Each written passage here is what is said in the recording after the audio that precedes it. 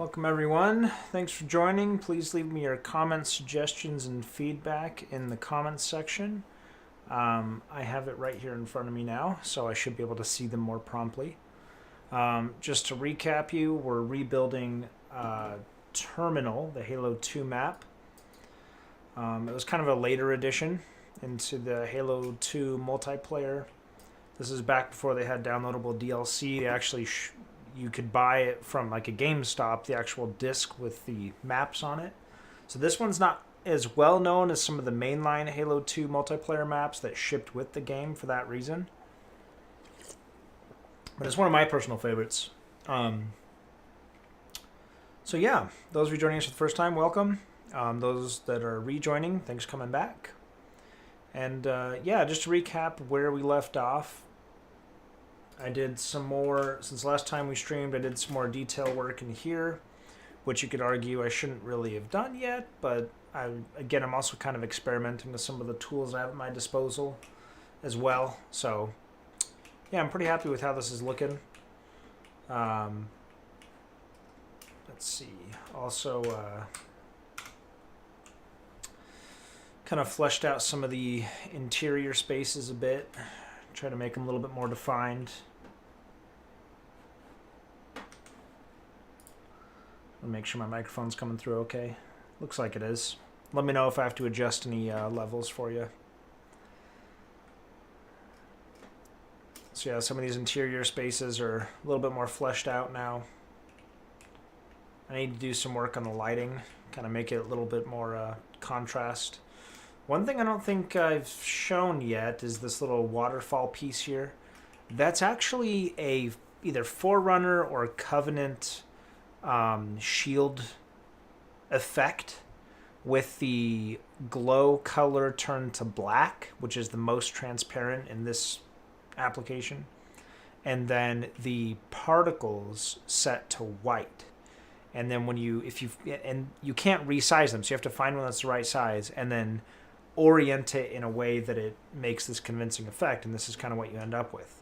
So with a little bit of drips and some light mist in the right background, you got a fairly convincing little waterfall feature going on. I also made the Mombasa wood texture here as glossy as it would get to kind of give the impression that it was wet, you know. I don't know how convincing that is, but some light splashes you might see coming up a little bit if you look. It's just kind of like water trickling up, and if you look in there, there's like mud with like a great material. The idea being it's, you know, holding some amount of water that's being recirculated. Anyway, fun little feature there that I'm actually really proud of. I think that turned out really well. Got some TVs, some speakers in. Yeah, I think you might have seen some of this. A little bit more detailed in here now. Painting you can now shoot through. Oh, the train. Haha. Yeah, so the train is not functional just yet. But I did want to figure out what pieces I'm going to use, right? Now that may seem fairly straightforward, like why not use a car, right? Like I did in the first one. The first time I did this, I did use a car piece. First of all, Halo 5 had more car selections. In Halo Infinite, there's just one car. It's called the civilian van. And that's it. That's your only option. It's way too small. The obvious answer to that would be, well, just resize it, right? Well, you can do that. But you can only do that for static objects. You can't do it for dynamic objects. And for the object, the train being something that moves, I need it to be dynamic so I can script it and reference it in a node diagram, a visual scripting interface. So it needs to be dynamic, which means I can't scale it, which means if I'm going to build a train that moves across the map, all the pieces of the train, every single piece, needs to be able to be set to dynamic so it can be referenced in the as a node. So I have to use pieces where their default size works, okay, which really limits your options. So this is what I came up with. These are UNSC wall modules, I believe is what they're called. I'm really happy with the way they look. It makes the train look a little bit blocky, But honestly, this thing's going to be flying by at, I think I calculated it at like 270 miles an hour. If you looked at the one I made before, you would see it's just a bunch of cars stacked together, which I would argue was even less convincing. And then I put some lights on the front. I mean, when it's zooming by, I think this is going to look pretty well. And, again, to compound the complexity here, each segment needs to be its own prefab, its own piece of the train, right? Because I have a piece of the track that goes up, which I did not have before, and I have a piece of the track that curves to the left. Ignore this. This is when I was experimenting with different train ideas, and I'm much happier with this one. So when you look at the train going by, it needs to kind of snake.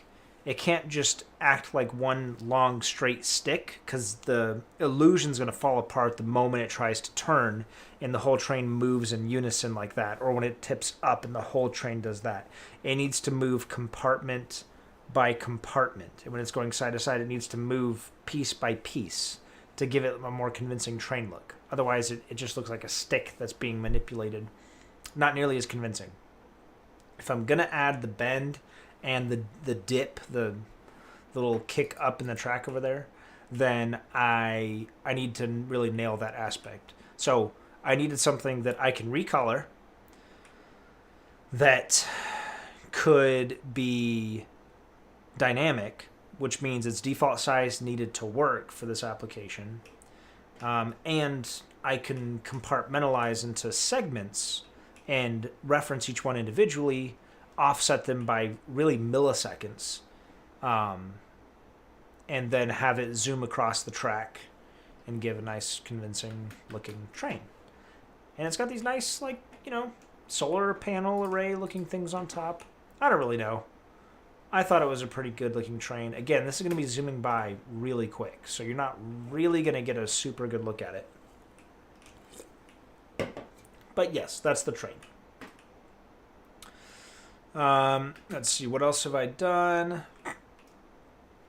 I added, now for whatever reason, when I'm in Forge, decals will occasionally just be these very low poly, low resolution, I think, versions of themselves.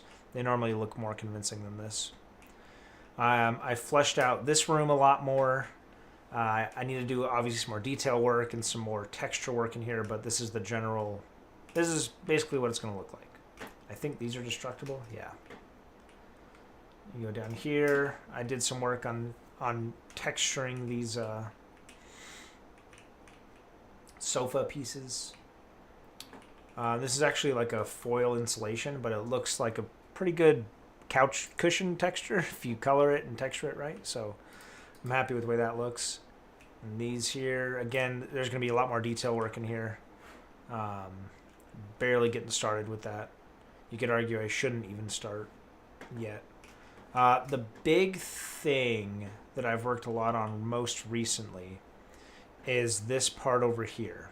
So this is where the crossover in the track, if you're familiar with the old map. So if I pull up the old map here, I'll get a warthog. This is a way for a vehicle to cross over the track. Now, I've mentioned this in previous streams, but there's some things you can get away with that don't necessarily need an explanation in an older game like this, where, super tightly controlled realism isn't really what you're going for. Things need a little bit more explanation, I think, in newer games where they just look so much more realistic. Things that didn't arouse questions in the past now suddenly need an explanation. What I mean by that is, this slope here is just kind of this weird dirt path with no motivation. There's no purpose for it, really. And I think that's a good opportunity to add a little bit of storytelling. Now, what I mean by that is that this is now, in the lore of this map that I'm building, this is a construction zone, right? So you can see, these are panels that are being put into place by a crane. It kind of gives a little bit of an explanation, as to why this is like a partially built excuse me, dirt area. That's the idea. So there has to be like a story behind why it is this way. And to further cement this into the map, I textured and added walls to this whole section that look like they have the same material and bound in the same way. So it looks like this existed previously, and then some construction work is going on to extend it, right?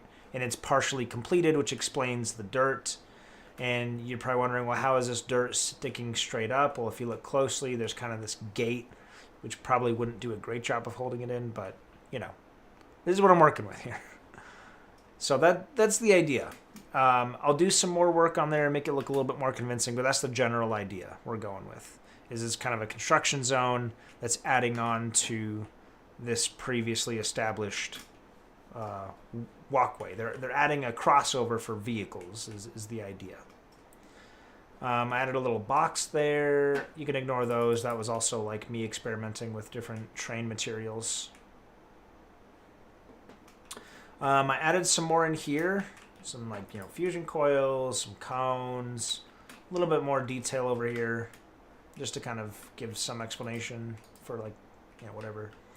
Some palm trees over there because that is actually a road that you can see from the first floor. Yeah, see what I'm talking about. The decals and everything are really low resolution versions of what they normally should be. Yeah, that's the trash area we looked at earlier.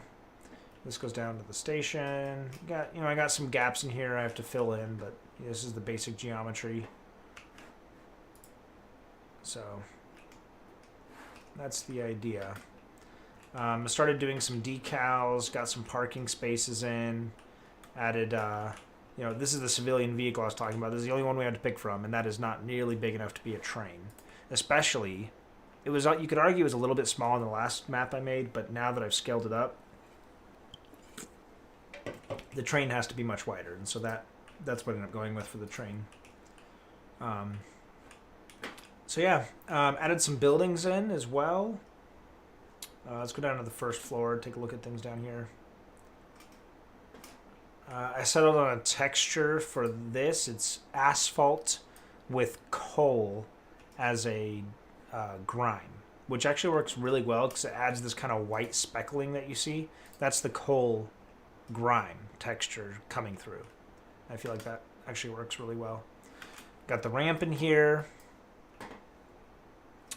Did a little bit more work fleshing this out. Kind of that car placeholder for right now. Let's see. I downsized this room just a touch. No, I have to fix this. But yeah, that's kind of it. That's what I've accomplished. Oh, and you can see I got some buildings in here now. Some very tall buildings. You'll kind of notice as I flesh out more detail in the map that the map is kind of separated into segments.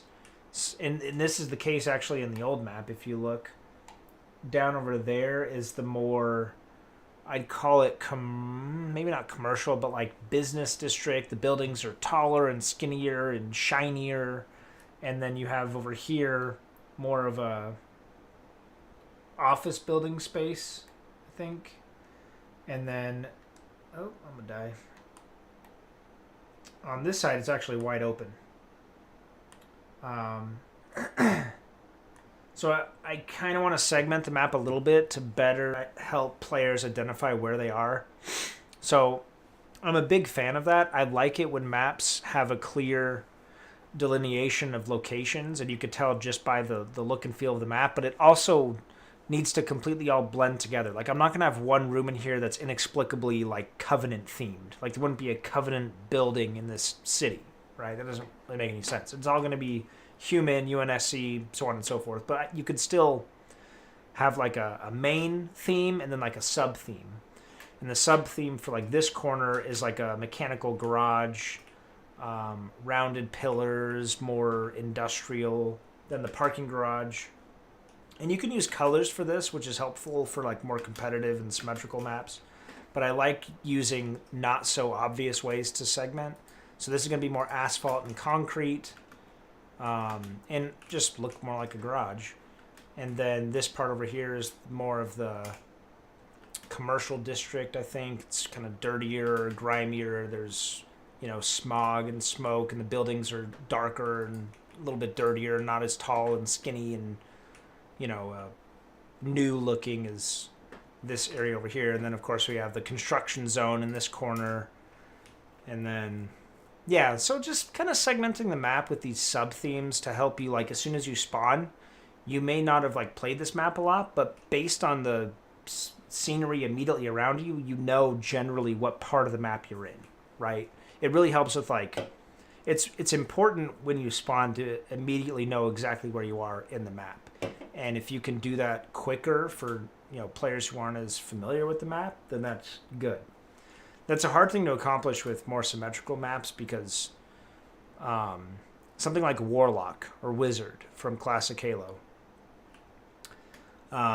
they're perfectly symmetrical, and so when you spawn and an objective is somewhere on the map and you spawn somewhere and it's like, well, I know what this looks like, but I could be in one of like 3 corners and it's going to take me like 2 or 3 seconds to orient myself and figure out where I am. It can be frustrating and actually could lose you a game if you're not able to quickly identify what part of the map you're on. So anyway, that's the idea, is I'm going to have kind of these themes in various parts of the map so you can quickly identify where you're at. All right. So I think you're caught up. Yeah, I forgot how much I did since last time I streamed. Quite a bit. So I can get rid of this. I'm definitely not going with that. I can get rid of this. And despite all that, I'm still, at 40% budget. What did I just delete? Nothing. Okay. Yeah, 40% budget. So I think my estimate of being done with the basic geometry and still being under 50%, I think that's accurate. I think I'll be able to finish this corner, in that corner, and probably still be, at or near 50%. So this garage is what I'm going to focus on now. You could argue I probably shouldn't. You know what? I'm rethinking that. I'm not going to...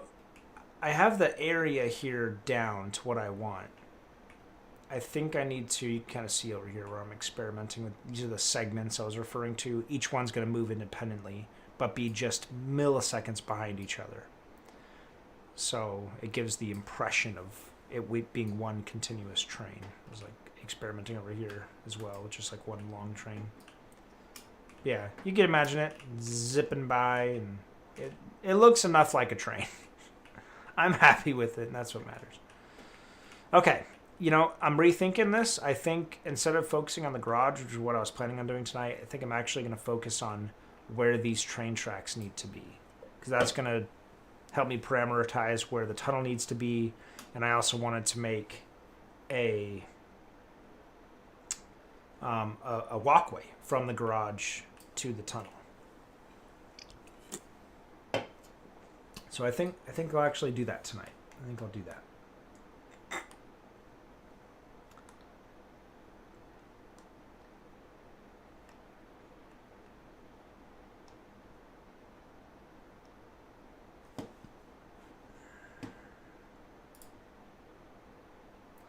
All right, so this is about where we stopped right here.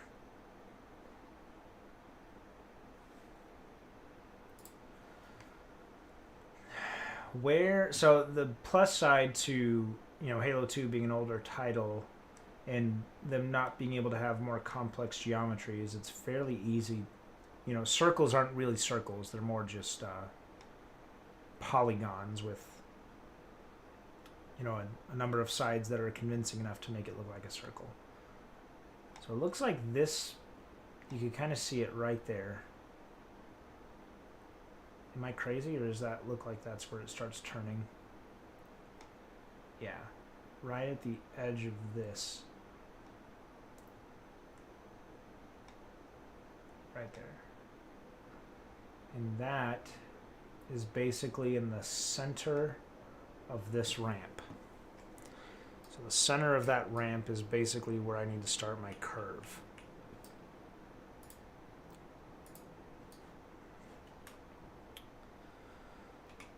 All right. Should be fairly easy. I think about 320. Good. Someone's here.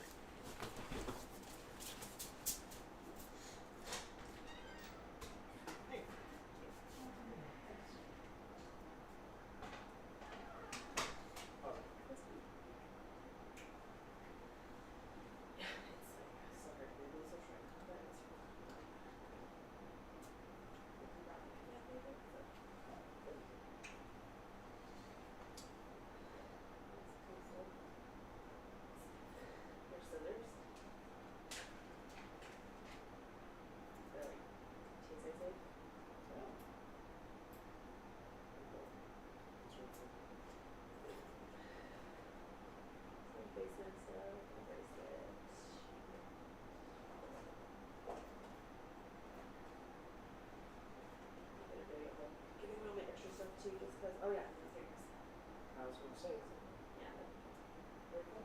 yeah, it was a lot of fun. I'm borrowing the Steam Deck, but I have you set up with a nice comfy spot on the bench. You're so cute. Your game is loaded. Most recent save.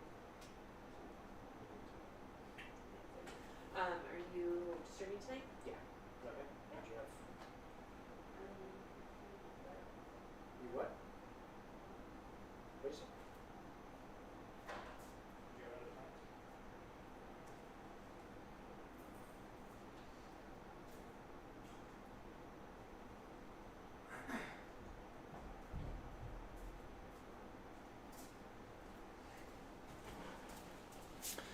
All right. Sorry about that. We're back. So the curve of this track starts to happen about halfway. Yeah, about halfway on this ramp. That looks about right. Maybe slightly less. Here's the thing though, since I've scaled, I want to still be able to jump to here from the tracks.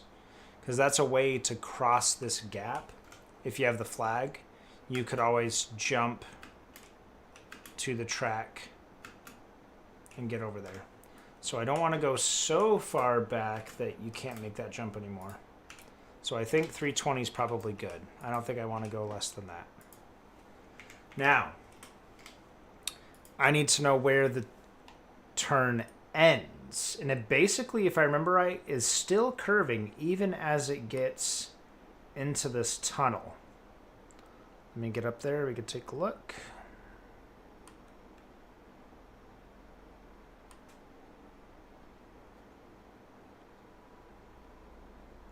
Yeah, so even, let me let this next train pass. There we go. So yeah, basically, this side at least stops turning just before. Well, and I'm dead.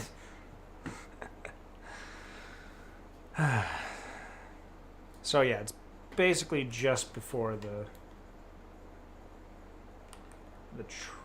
tunnel.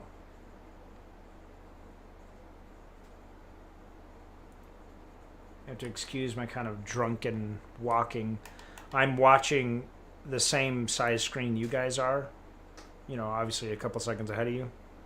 But there's still a bit of a delay, which makes it kind of tricky. Okay, so the tunnel officially starts with some trim sticking out in line with the edge of this barrier right here. So basically, yeah, like right there. And how high is that? Well, I guess the track will determine how high it is, huh? All right, so let's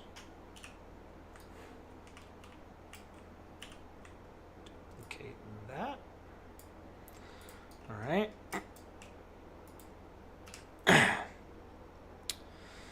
And it is 640.4.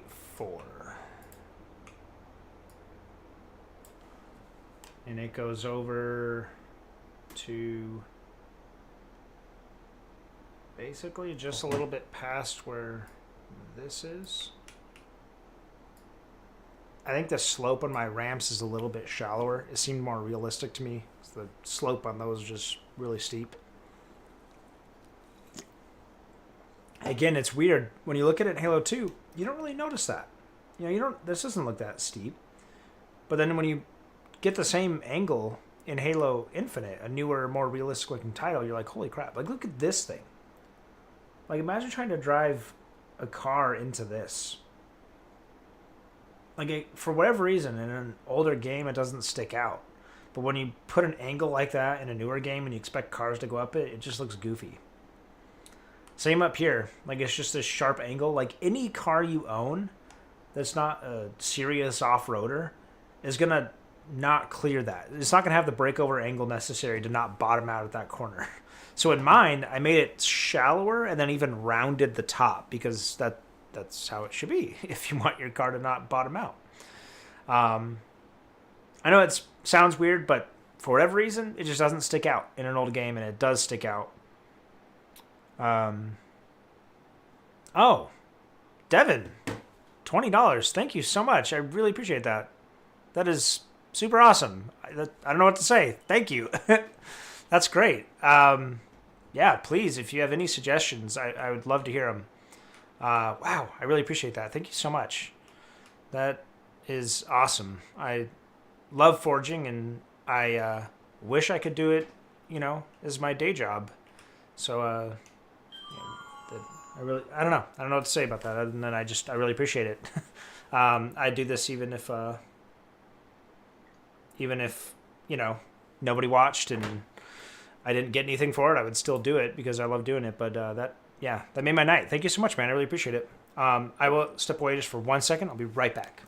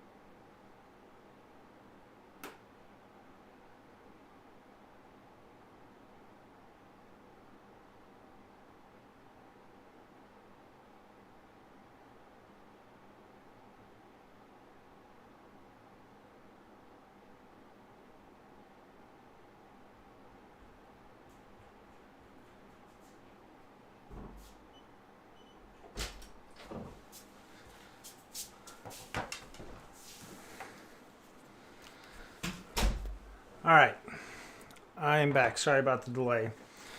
I'm using the Steam Deck, as you can see right here, running Master Chief Collection so I can quickly cross-reference what's going on. But in order to use the Steam Deck, my wife usually uses it this time of night, and she plays Disney Dreamlight Valley. Well, I had to take the Steam Deck, which means I had to get her set up on the Steam Link in our room, and the controller wouldn't connect, and you know how it is. So, anyway, I appreciate your patience. But yes, Devin, no problem, man. Been a fan of your maps since early Halo 5. Been enjoying your streams. Well, I definitely appreciate you being here, and thank you again for the super chat. It is greatly appreciated. Thank you, sincerely. All right, 640.73. That's not right. It was 640.40, right? 640.40. You know what? I got a better idea. I'm going to actually duplicate both of these. That way I can get the correct width. What's going to be a little bit tricky here is it has to maintain that width throughout the duration of the curve, which is going to be a little bit tricky. Now, maybe that doesn't make sense, but I can show you an example of what this means in practice. But let me get this set up real quick. 640. I've done a little bit of forging on the Steam Deck, kind of just at night when I'm sitting in bed. It works really well, really, really well. I'm very happy with that.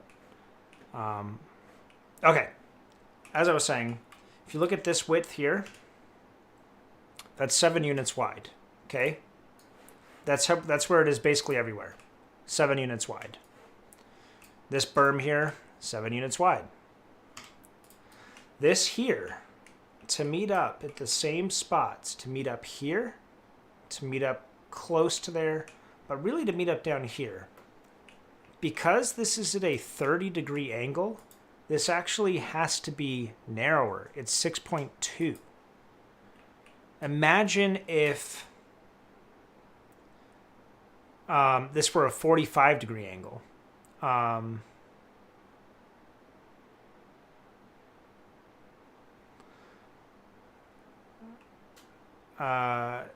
It would be even narrower. And if you imagine them being totally side by side, its width would effectively disappear, right? If you wanted them to match up width to width. Because I want them to match here at the edge and here at this edge. There and there. In order to do that, this has to be narrower. That can't happen here. If I do a curve here and do this and just copy and paste it here, that won't work, because right here in the center, they're going to be way too close together. I have to maintain the same width throughout. Width, when I mean width, I mean the width between the two tracks. In order to do that, the two curves have to be a little bit different. So this will be tricky, but I have an idea how I can accomplish it. But it's going to be a lot of experimenting. Streaming 17, so I originally subbed for the review for that white Turtle Beach headset. Oh man, that was a long time ago. I did not know you were big into Halo. I'm a huge Halo nerd, so I'm glad I subbed. This is great math. Thanks, man. Appreciate it. Yeah, I think this channel actually started as a Halo Forge channel. I like forging. I like reviewing tech, but reviewing tech actually, makes money, if we're honest. And I like doing both. But with Halo Infinite, I honestly just couldn't help myself. So I'm back into it now. I was still doing tech reviews, so I do have a review coming out on the new PlayStation equivalent of the Xbox Elite controller. I think it's the DualSense Edge, I think is what it's called. So that review should be coming out like the day after, maybe 2 days after the controller releases. I'm set up to get it the day of release, so I won't have a lot of time to review it, but anyway. So this is going to require some trial and error. I hope that makes sense what I'm talking about. I can't just copy and paste the curves because they'll be way too close here. I might be able to get away with copying and pasting the curves, but this one will have to curve sooner, and this one will have to curve later. And then it'll be the opposite here. This one will curve sooner, and this one later.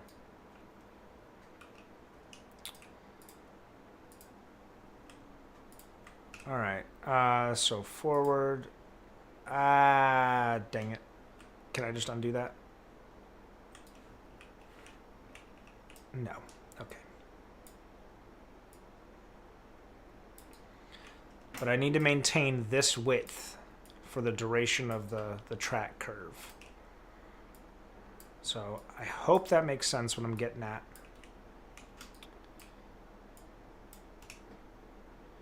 If you ever played with the old wooden train Brio sets and you tried to put two identical curve pieces side by side, you know exactly what I'm talking about. The curves, you know, you put them side by side like that, and there'll be this gap between them because they're the same size, but the inner part of the track has a sharper curve than the outer part of the track. And it's honestly just going to take some experimenting to figure out. So this is at, I'll go just a little bit back and just a little bit back. So for this one, I need to go a little bit more back. So I'll go back by 4, which will get this to 40. And I'll confirm. This I will also go back by 4, which will get this to 16.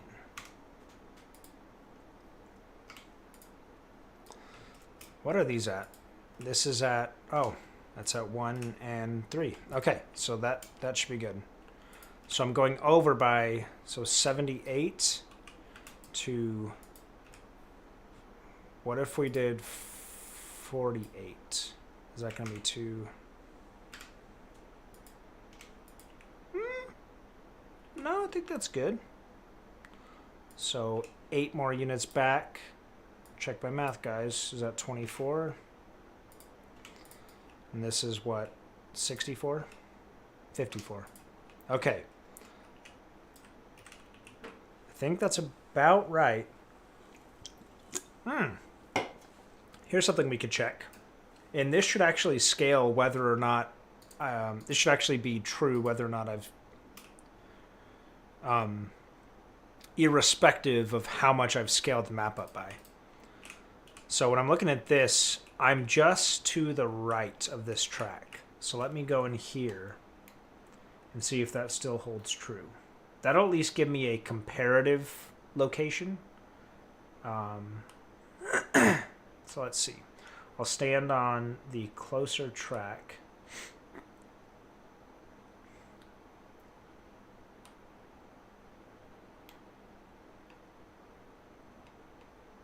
Right here. Oh, yeah, it's way over.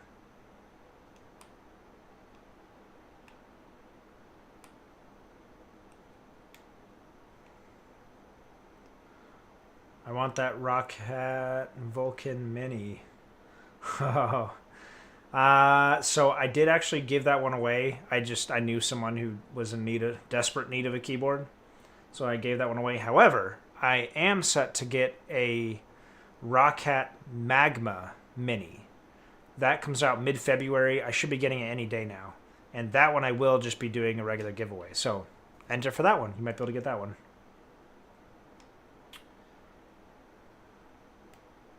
All right. Yeah, we're like way over. Where does this track line up? This track looks like it lines up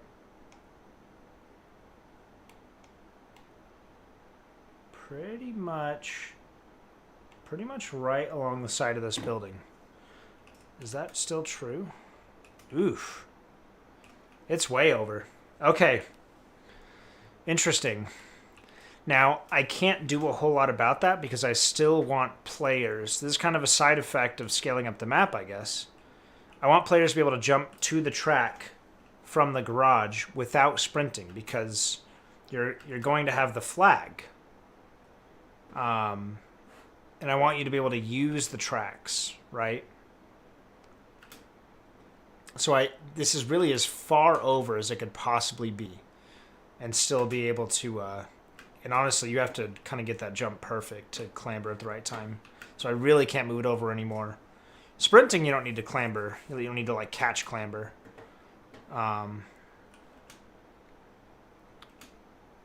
You could just jump on it.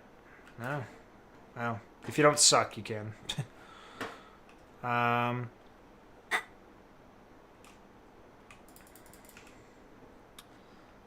Yeah, see, this is where we might run into trouble. You know what I'll do? Here's what I'll do. For this part here, I'm actually going to make this a little wraparound balcony.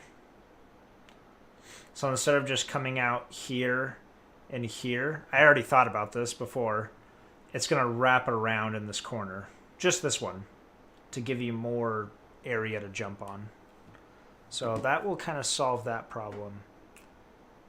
This, however, I want to parameterize that against how close it is over here. Not that it super matters, because there's nothing advantageous of it being of the location on this side. Here, obviously, you want to be able to jump back and forth from the tracks to that, which honestly is more important. So let's try that out first. Well, that could be a problem.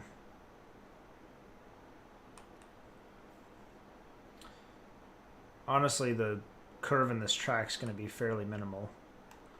Can you actually jump back? Oh, yeah, you can. Oh, yeah. Interesting. Well, keep in mind, there's also going to be a little balcony sticking out off the edge. So I think you should still be able to clear that okay.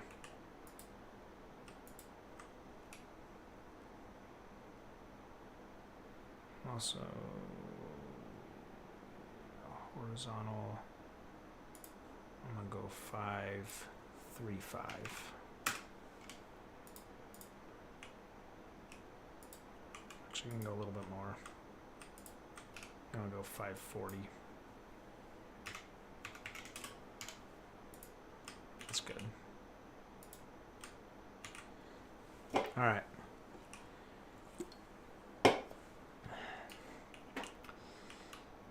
So I think with the balcony there, you should be able to clear that. And it looks like the track is just slightly lower than the garage, which is the case. So we're good there. So I think we're okay, but we can't really move it any further away.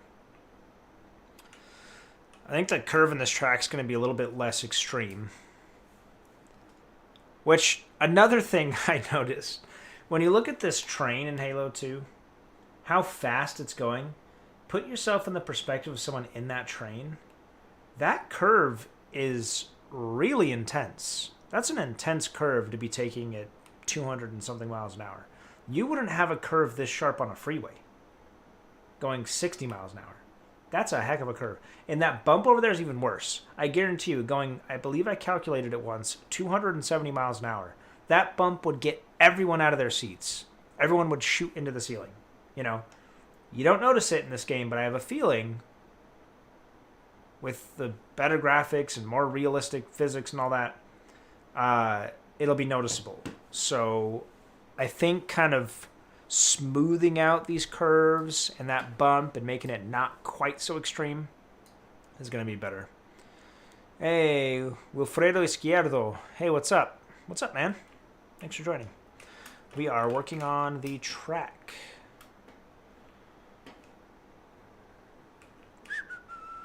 Yeah, I think that's good.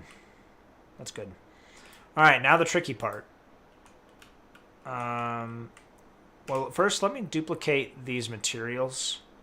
Forerunner panel A, second gray 40, force off 0. Forerunner panel A, second panel gray, go back 40, roughness 0. The lower the roughness, the more reflective it is. And you can toggle metal on or off. Now, metallic objects by default will show up, manifest as metallic, and that's what source value means. So if I turn it off, it no longer has those metallic properties. But I can kind of replicate that.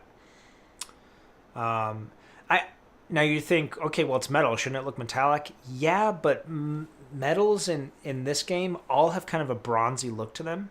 And I'm kind of particular about the color palette I'm working with. And that bronzy tint has a really weird effect on what colors look like. So I usually just turn off the metallic overlay and just replicate it by turning the roughness all the way down. So you'll see it right here. So I'll do that one. You have to leave and come back to get the color saturation, color intensity. So I have this at 1, 2, 3, 4. And then roughness, you could see it going down. And then when I go back around, you see how reflective it is. It basically looks metal, but it gets rid of that bronzy tint. So that's the idea there. Scratch and grime, I think I kept that the same. 1, metal duct vent 1. 1, metal duct vent 1. So normally, I would want to keep my roughness and my texture, my grime to a minimum here.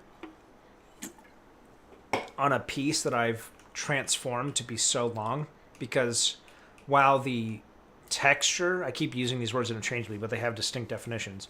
Texture will just keep going. It'll just keep creating as you move it along, which is great for like long pieces. You don't have to like use a bunch of objects. So here, for example, this is just one long piece, and it just duplicates the texture over and over. It just tiles it. So this could be as long as you want. It's not going to stretch it out. The roughness and the grime will stretch with the item. So you can see at the end here, look how obvious this scratching is here. Whereas if I shrunk that piece down, all that roughness would shrink with it. I don't know if that makes sense or not. Normally you'd avoid that. But here, based on the lore of this map, there are large metal objects moving along this track at a high rate of speed. Even if it's hovering or maglev or whatever, you're still going to have things make contact with the track every now and then. And they're going to make these grooves and divots and scratches in it. So I'm actually okay with the stretched out texture, grime, sorry, because it kind of gives this like scratched effect, which you would expect to see on a piece of track, you know? So it in this instance, it works, you know? And it kind of breaks up the polish and reflectivity of the material. So anyway, we're getting way off track here. So I think we need to make half of it,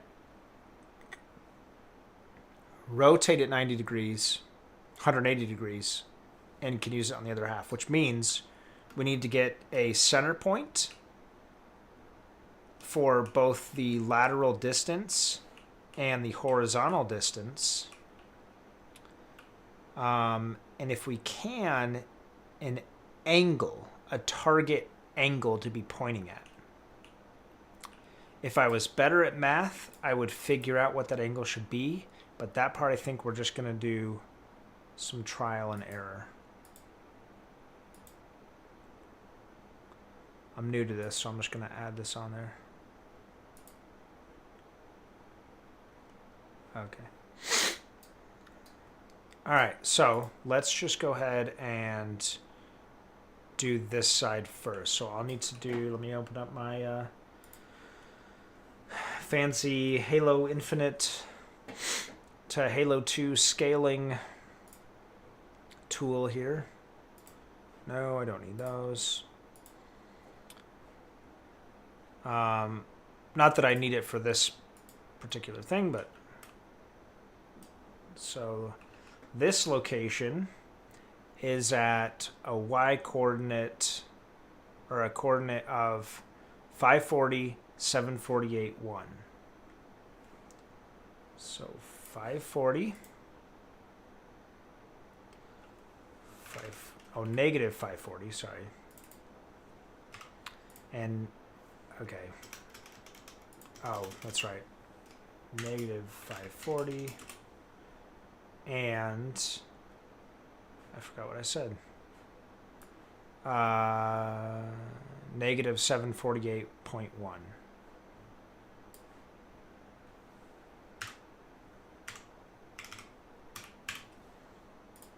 Okay. If I do this right, I should only have to do this once. And I could duplicate it a couple times. Okay. And then this one, now the origin for this one is clear over there. So that's not accurate. So what I need to do is I could just duplicate it.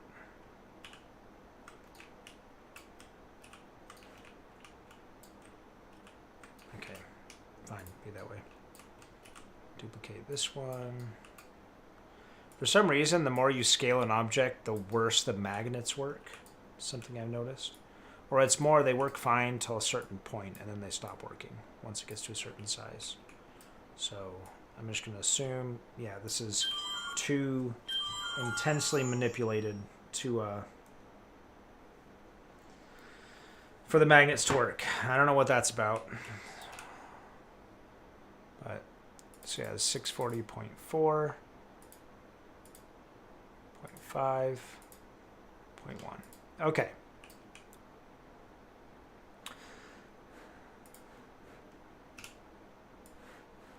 There, put this here. So this is the location of this track. So we'll call this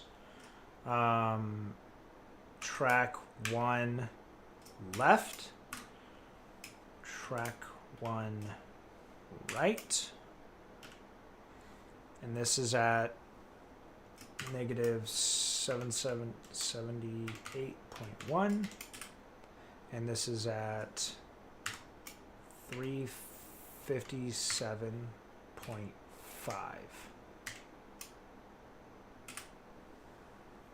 I got those mixed up.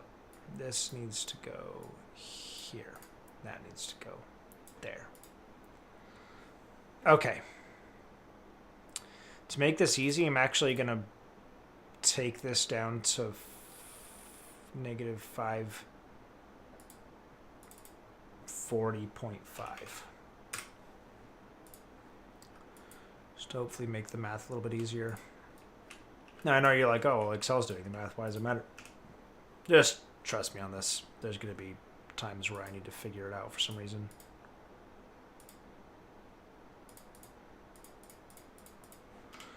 All right, and then this also to 0.5, 540.5. Okay. With that, we should have enough information. Just took 8 pictures. Oh yeah, well, let me check it out. I'm gonna go to 10. Whoops. 650. There we go. Here we go. 10. That'll be my little measuring stick. All right, let me take a look at your terminal remake, or not terminal, turf.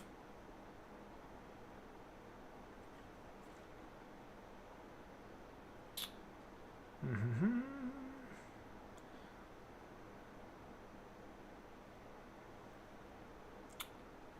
Oh man, that's looking really good. That's a lot of detail work. How are you on a simulation memory? Wow, that's really good. Here, I'll show. That was like a super unsophisticated way to show this, but let's see if my phone can figure out what I'm trying to do.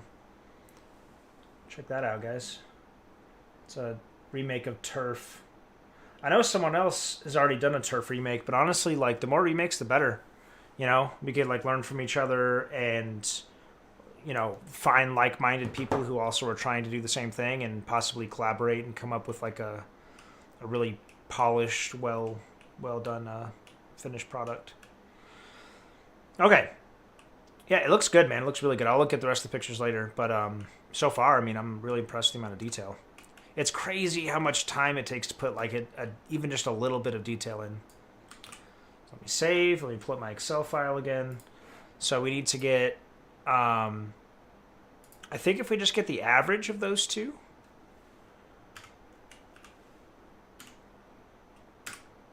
average of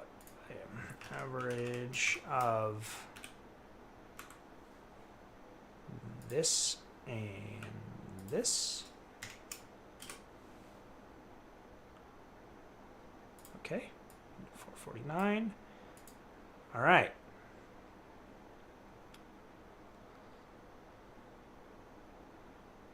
Negative 63.1. 449 7631. 449 7631.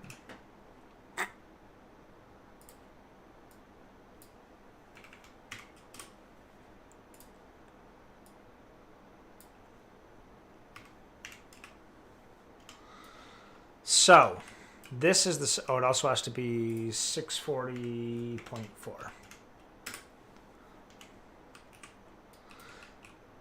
So, the right side of this, right here, right where this origin is the horizontal.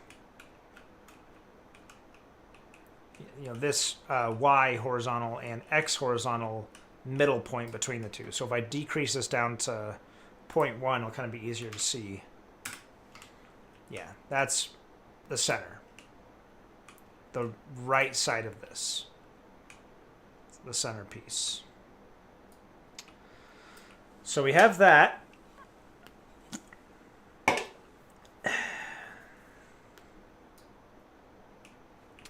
Now, what angle does this need to be at?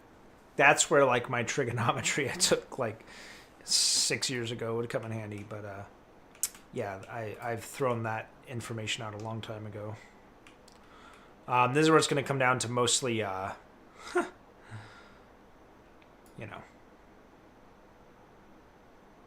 trial and error. Unless you guys know exactly what angle this needs to be at. To go directly between these two.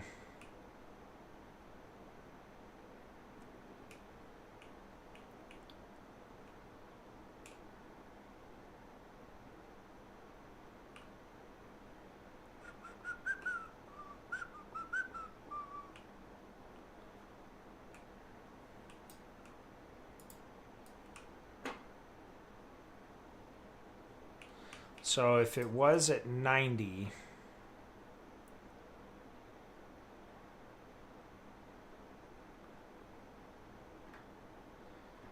and we've now turned it to 120, that's a 30-degree change. I have noticed 30 degrees is a very commonly used degree on this map. Other than 45-degree angles, like 30 and 60 seem to be the other really popular angles that manifest on this map a lot. Me making the turf map off from just pictures I took online. I wish I had a Steam Deck. It made my build so much more easier. Dude, it's game changing. Being able to just like, what did that look like? Oh, yeah. That's what it looks like. The first time I did this, I just used pictures as well. And it doesn't matter how many pictures you take. There's always like things you don't take pictures of. And it's not really practical to take a million pictures because then you just can't sort through them all. So yeah, that's the midway point. Now, what do I do with this information? Honestly, I don't think this angle needs to be that intense. I think really just a couple degrees, honestly. I think if it's like, I want to say 15 degrees even. So like that'd be 105. I really think that would be enough.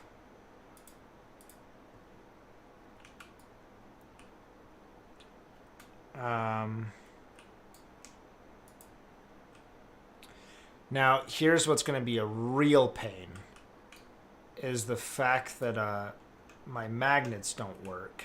Will they work if it's smaller? They will work if it's smaller.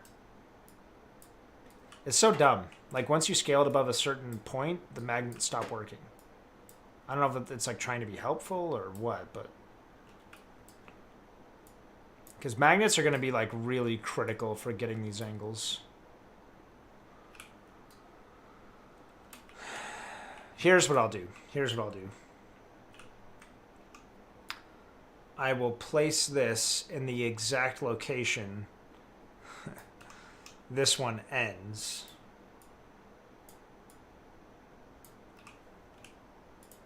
Oh, hey, they're working. Okay, so maybe I don't need to do that. Yeah, I don't need to do that.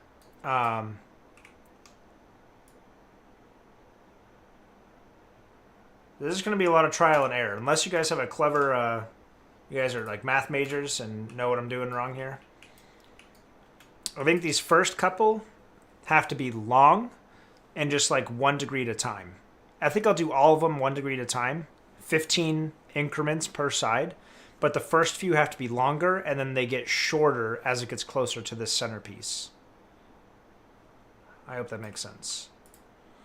This also means that this needs to rotate the other direction. Oh, actually.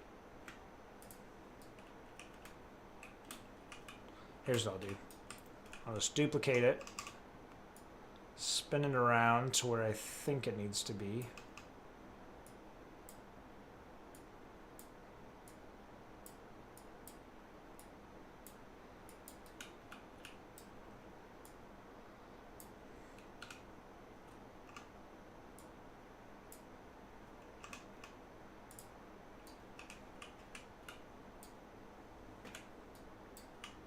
There we go. Okay, that's perfectly flipped.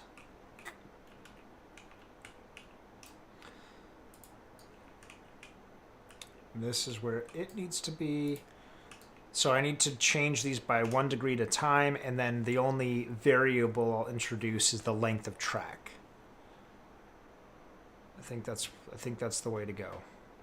So let's start with like 10. No, it's got to be like 40. We'll do 30. And then we'll do 1 degree off. So, nope.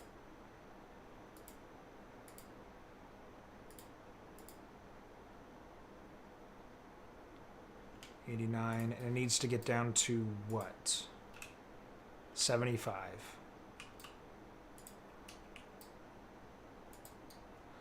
And here's the thing too, is I also need to make sure the magnets are lined up with the inner or the outer edge. Otherwise you get these gaps.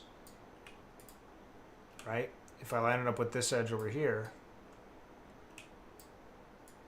Oh, now it's not doing, now they're not working. Okay, see, this is the crap I'm talking about.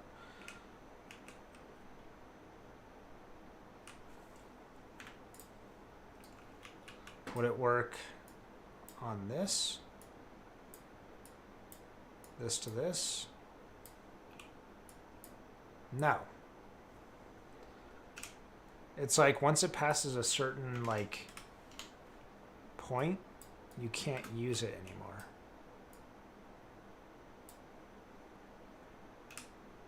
What in the world? There. So 10 is okay. 10 is okay, guys. What a joke. 14. Is 14 okay? 14's no good. 14 is no good. 13? Nope. Doesn't like 13. 12 is good. You know what? I bet you it is some sort of ratio.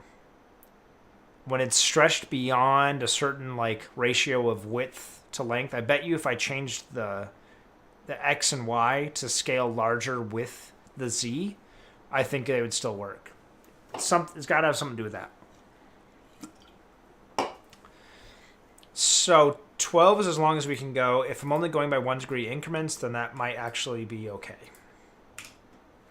Something else that's interesting to note is that when you have an object smaller, you have the same amount of texture on it that you had on this huge piece. This is 300 units long. This is 12. So it looks like this has a lot more texture on it, but really it's the same amount of texture on a smaller object. So you have to decrease the amount of texture as you make something smaller. Otherwise, these pieces are going to look way more textured than the other pieces, and they'll stand out. Same with the scratch, so we'll decrease that to...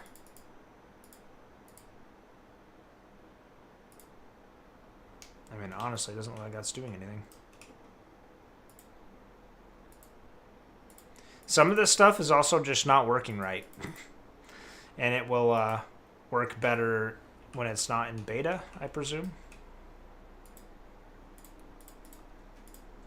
Go down to like 0.6. 0.7. That's good. All right, remember, it can only be up to 12 units long and still use the magnets. So that's kind of one of our limiting factors right now. And we also have to magnetize to the outside of the curve. That way there's no gaps. Got all that? All right.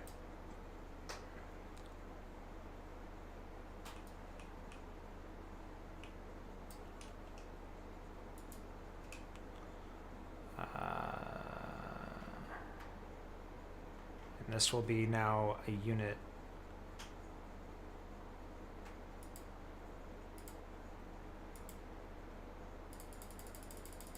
So negative 88.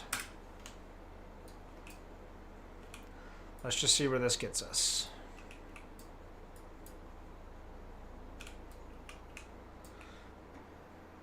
Oh, all right.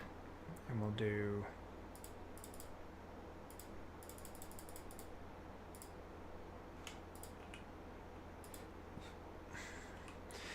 Another thing is that you'll notice the duplication of this is going to stand out a lot. That's something I'll just have to either live with or use a different texture or flip them around.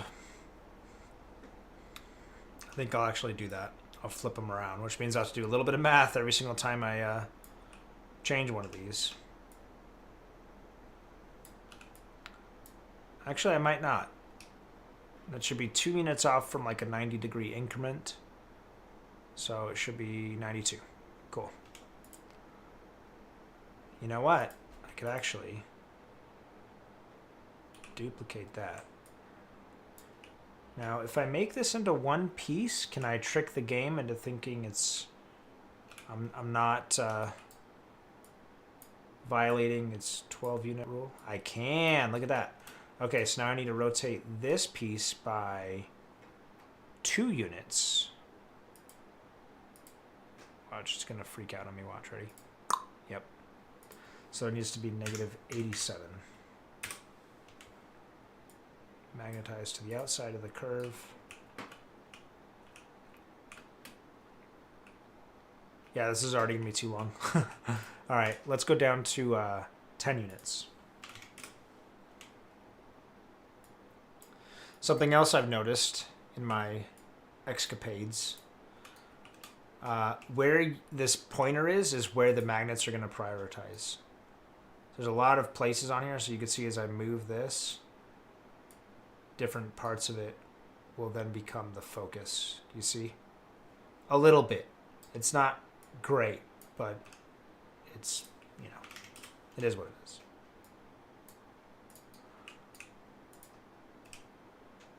Okay, I start to break this one.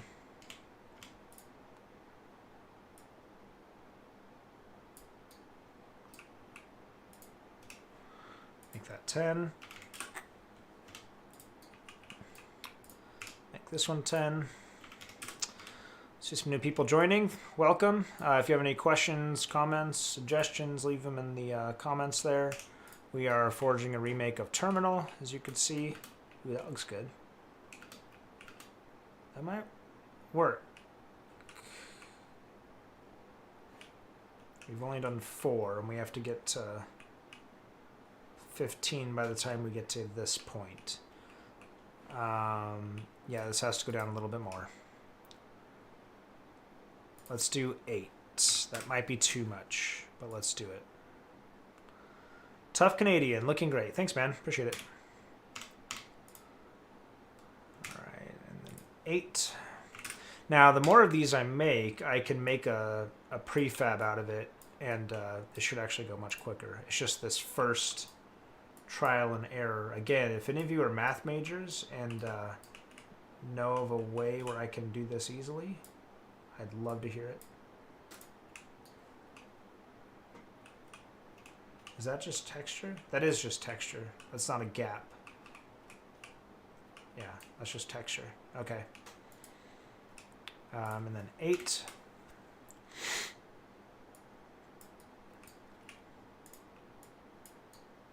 Up here. There we go. Now the angle should still be good on these. That shouldn't be a problem. And again, it looks like a gap, but it's actually just texture. What's interesting is I think 8 is the size of this repeating tile of texture.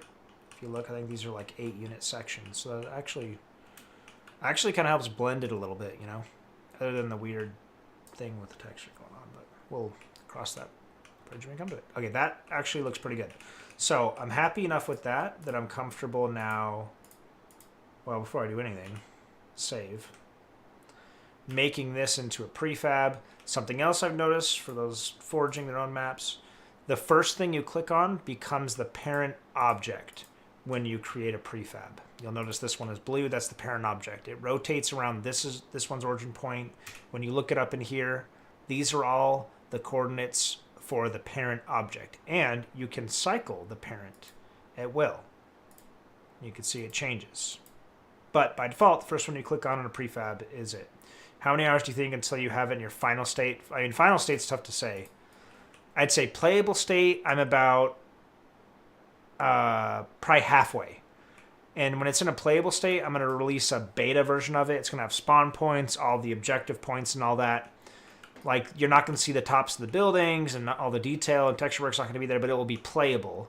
And I'll be looking for feedback on some of the geometry and potential exploits and things like that.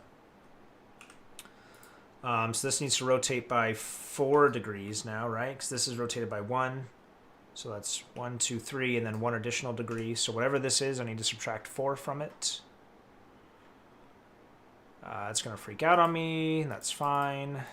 So negative 90 is perfectly straight. Negative 89 is where it was. I subtract 4 from that. I get negative 85. Doing the same to your map, yeah. I want to get people's feedback on it, but it's not, you know, not even there's not even spawn points here. I'm still using the teleporter approach.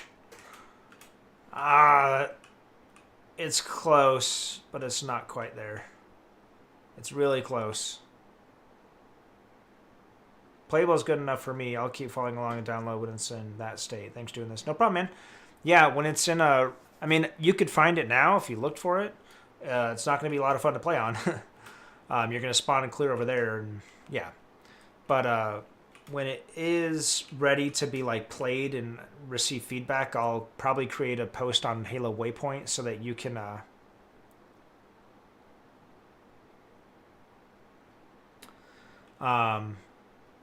so you can give some feedback. Patty, is it Taibu? I'm working on my own remake of Terminal called Liwatoni Station. That's a great name for a map. It's actually exactly what I'm planning on calling mine. But whatever. Not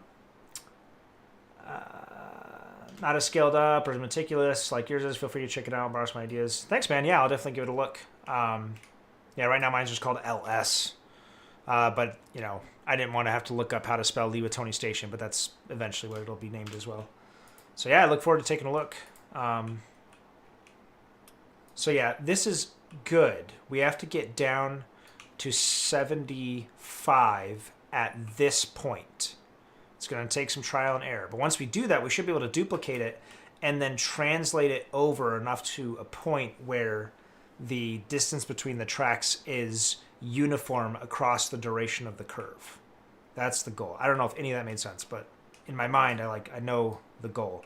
This is not looking like it's going to line up, so we need to decrease the size of these, which means we need to... Actually, I will first combine these, then ungroup, and I will now bring it down by 7. Now, since there's so many pieces now, only bringing it down by 1 unit could potentially have a big impact on how substantial this curve is. And I imagine at a certain point we'll be getting down to like tenths of units. But for now, yeah, we'll just, oh, we got to resize these too. That's 7, 7, 7. I got to be careful. I'm always magnetizing to the outside of the curve. See right there, 7. Turn on magnet, there. 7.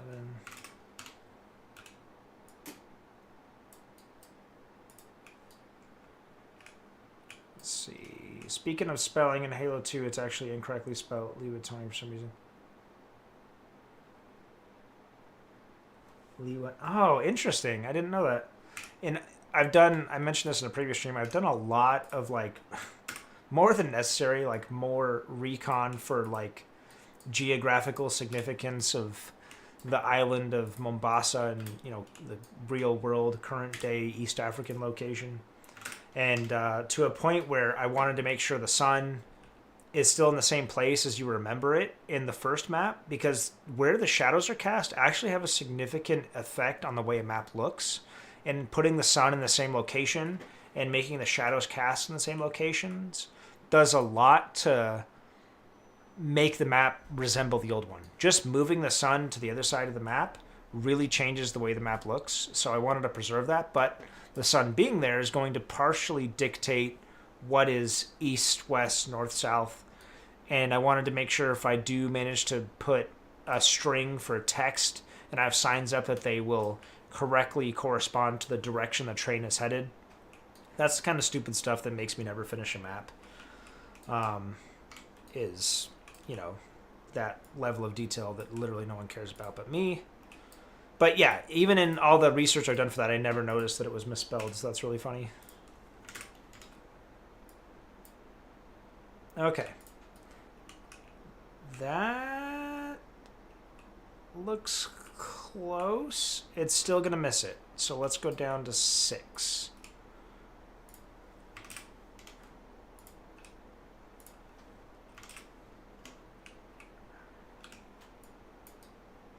Make sure we're magnetizing to the outside of the curve. It has a disproportionately larger impact the smaller you get. So I don't want to go too big too fast. Make like bigger changes than necessary too quickly.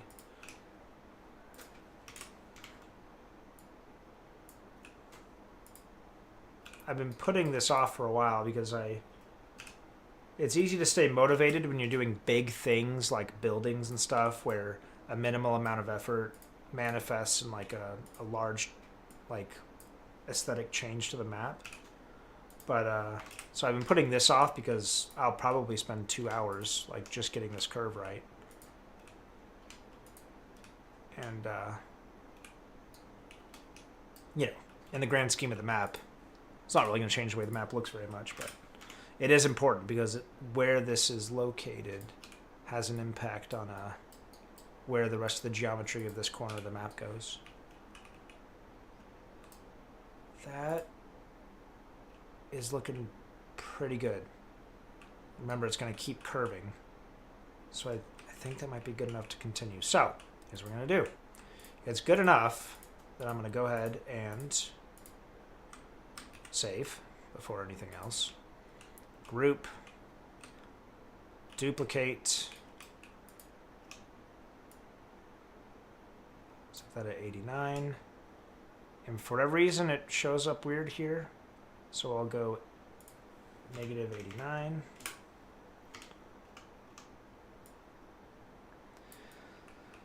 So if this is 89, then this is 88,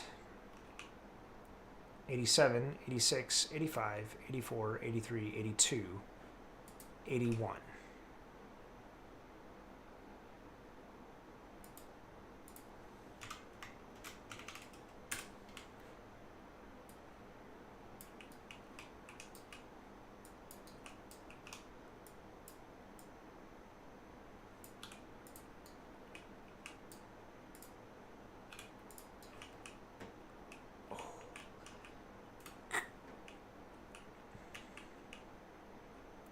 And you know, the angle this is at, really, that was arbitrary. I put that at 75. I don't think this is quite 75. So this is uh, 89, 88, 87, 80. Well, here, let me just ungroup this real quick.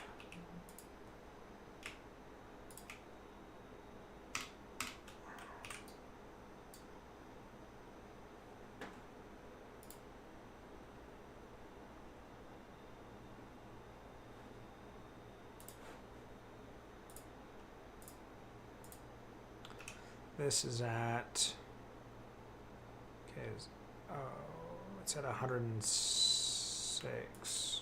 What was this one at? 75.1. Oh, okay, so it is there. So we are there. It's not quite enough, but it's like so close.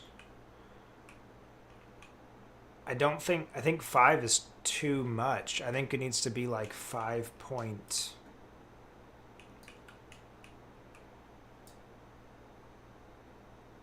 Well, if it's 30 degrees, then it would end on this one, which means the degrees need to be higher, but the length needs to be longer.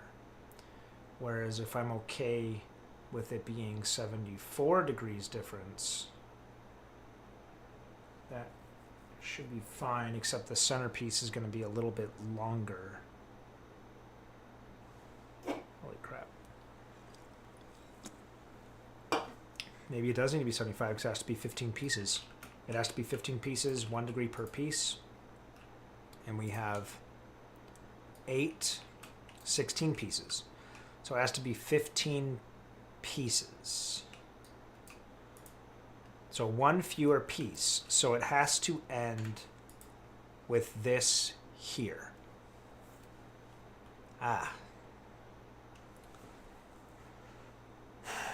So this is the correct number of pieces right here.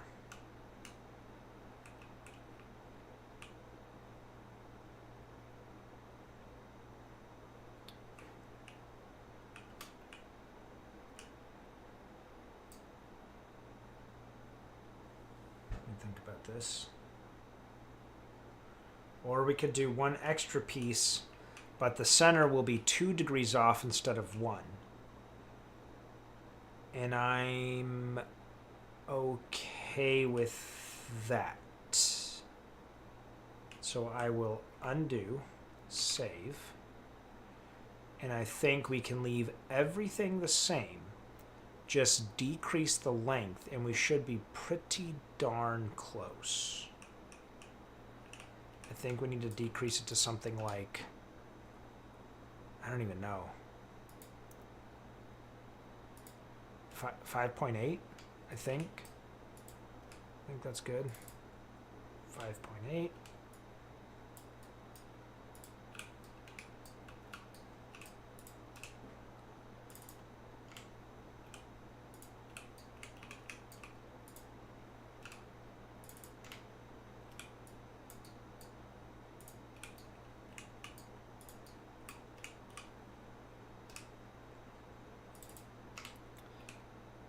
This is a more gradual curve than the other one.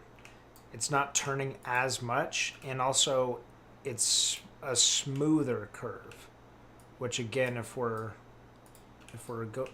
basing our map a little bit more in realism, would make more sense for a train traveling at that kind of speed. You know, even this would be a really extreme angle for a train to try to take it, you know, almost 300 miles an hour.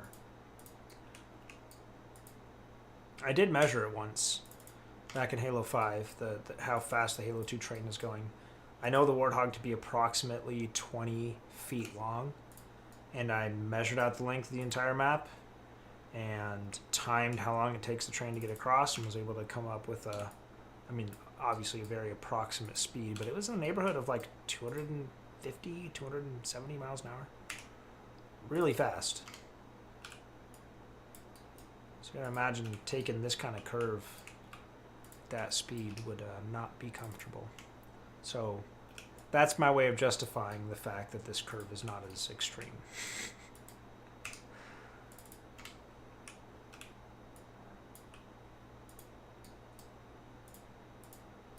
These angles should still all match. This is looking good. This is looking really good. This might be it. Oh, let me decrease the size. Oh, it's gonna be so close. It's so close.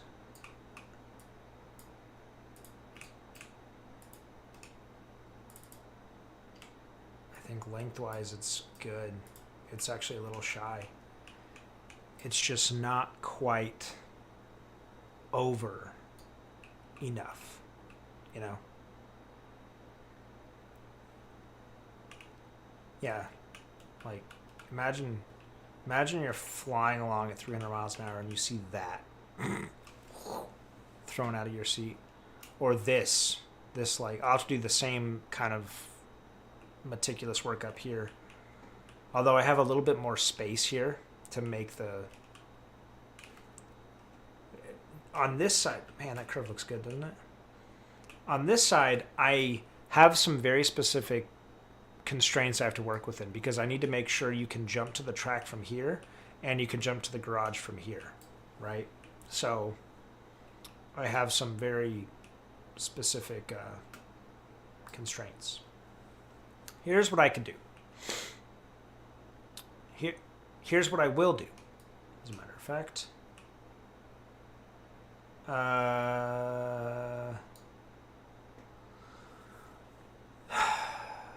So this angle is good. It's just not at the right location. The length is actually a little bit shy. It's just not coming over enough.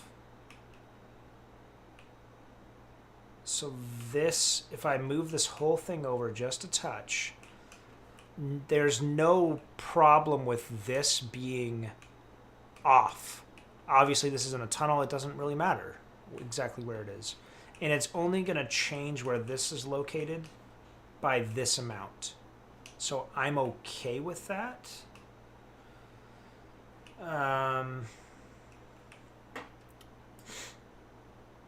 But is it going to be the same on the other side?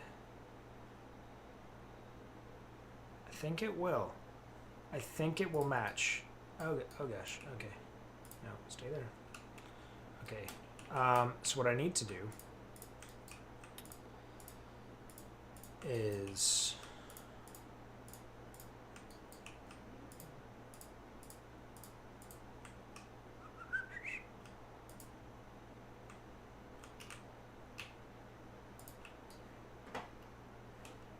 now I flip this around so this side of it, and it's not going to let me magnetize because I have a piece attached that is bigger than the limit. Is that what the problem is, guys? I bet if I remove that long piece and then regroup this and turn magnets on, I bet you it will magnetize right to it.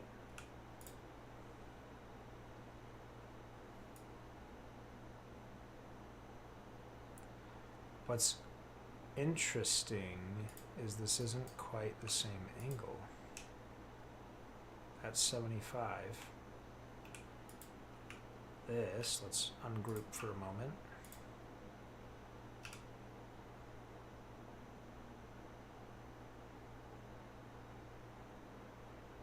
Oh, but that's okay. That's okay. Remember, it's going to be, it's half a degree off. No, it's a full degree off. So this point in the track will be 2 degrees where all other points in the curve are 1. An update for Forge. Yeah, it does need a couple things. So I use a lot of cylinders in this map, which is fine. Cylinders work fine, except you cannot retexture them at all. It lets you think you can, but if I go in here and try to change the color, nothing. That doesn't do anything. Doesn't matter texture. I'm gonna do metal siding. Nothing. Not a huge problem at this phase. Obviously, the texture is not something I should really be focusing on right now, but it will become a problem if it doesn't get fixed soon. Okay, so that's good. So this needs to be magnetized at the center. So let me reconnect all these.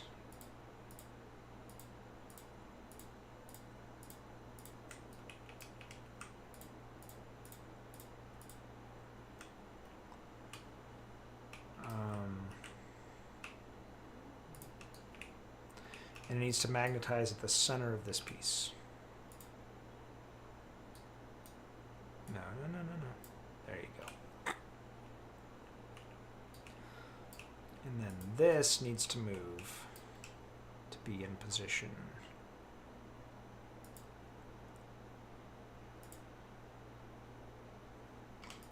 I mean, that's pretty darn close.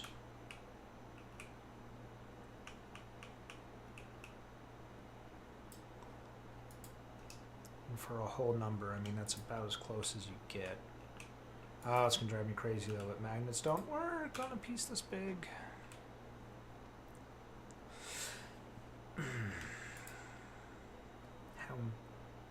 How important is that? Not very. You should change the basic cylinders out for UNSC cylinders when you start arting your maps. If it comes to that, I will. The problem with the UNSC cylinders is you're limited to how extreme you can make some of the angles. So these pillars will probably be fine, but these pipes, for example, no, I used a UNSC for those. These, though, I had to use cylinders for because it wouldn't let me transform the UNSC cylinders to this extreme of a length in like diameter. I think it was more the diameter that I had a problem with. There's actually just one long cylinder to save on piece count, and with some couplings there. So if it comes to that, I will. I avoid using them because I always end up trying to use them at a size that they just don't work for. So I just use the basic ones and just texture them myself. But yeah, I will do that if ultimately it comes to it. All right, so I can delete that. And here is the fun part. I should be able to, and if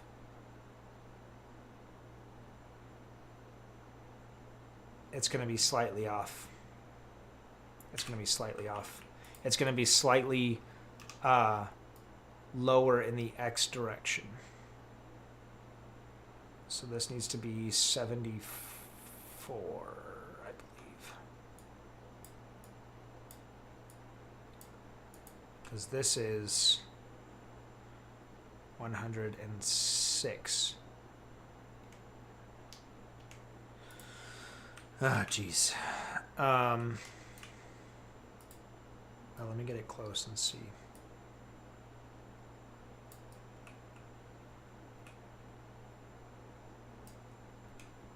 Yeah, this needs to be 76 degrees.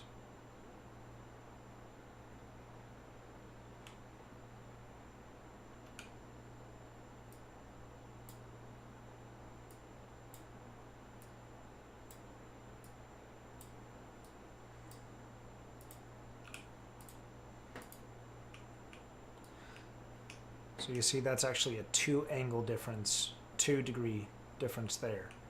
But I don't, maybe it's not. It actually looks pretty darn straight there. Yep, I knew it. Ah. Can you just place something else around the cylinders that can use as a texture? I could, but the only thing that would fit perfectly around the cylinder is another cylinder. What you can do is, for the time being, there are Halo design set pieces, which are columns, like right here. This is one, UNSC square column.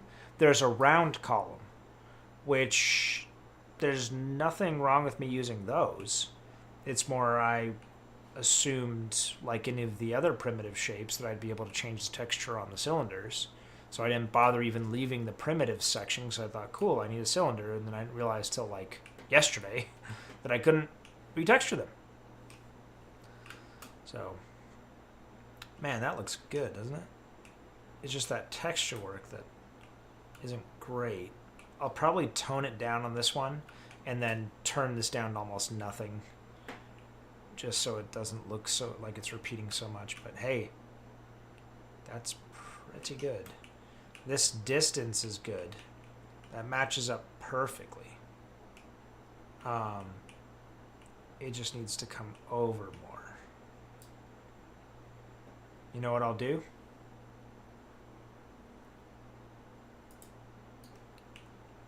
Here's what I'll do.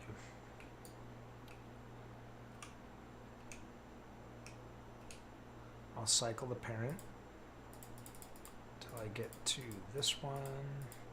And actually, I just realized a mistake, which may help me out a little bit. Bring this over. This is perfectly straight, and it's not supposed to be. It's supposed to be a degree off. Oh, it is a degree off. But it's a degree off in the wrong direction. So this actually, this could work out for us. This is going to flip out on me. Yep.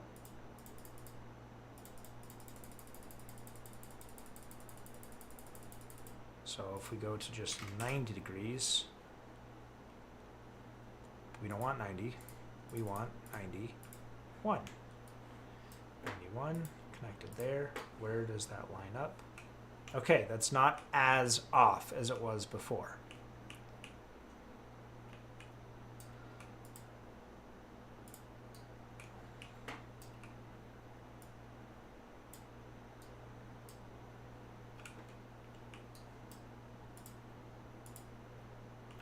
So it's actually perfectly straight right there. Those two pieces are making one straight piece. Yeah, I don't like the way the magnets work either. But I think that's okay. We're just slowly moving this in more and more, but I keep having to remind myself that these slopes are steeper. So in reality, they would come out to maybe more like here. And that would be, you know, roughly where they would be.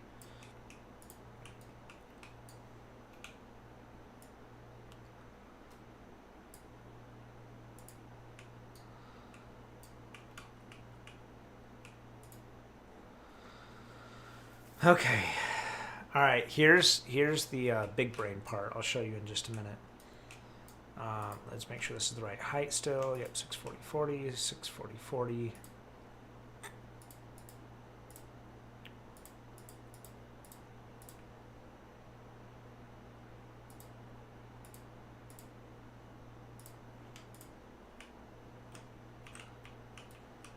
Like that. Look at that.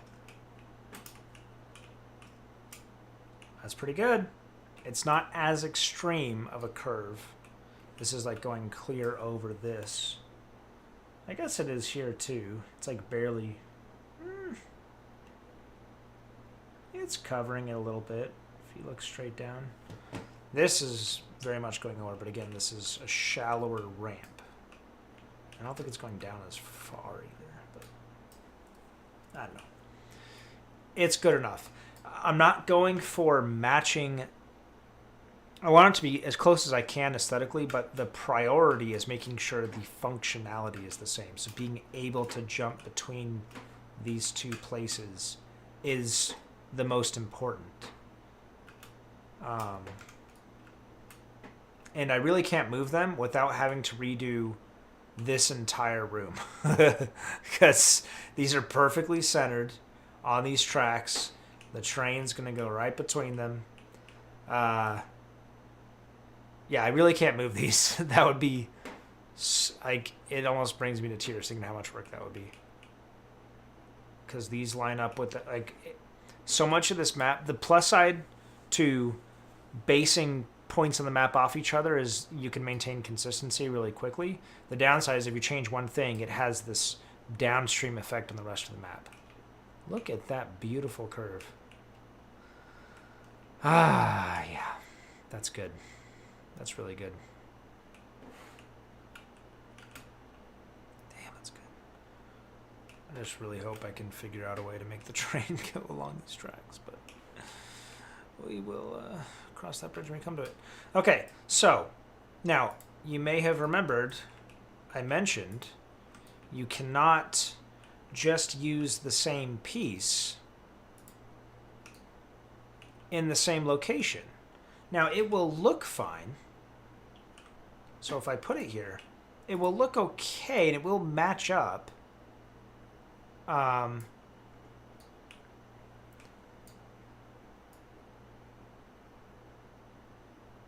But, is that really where this went?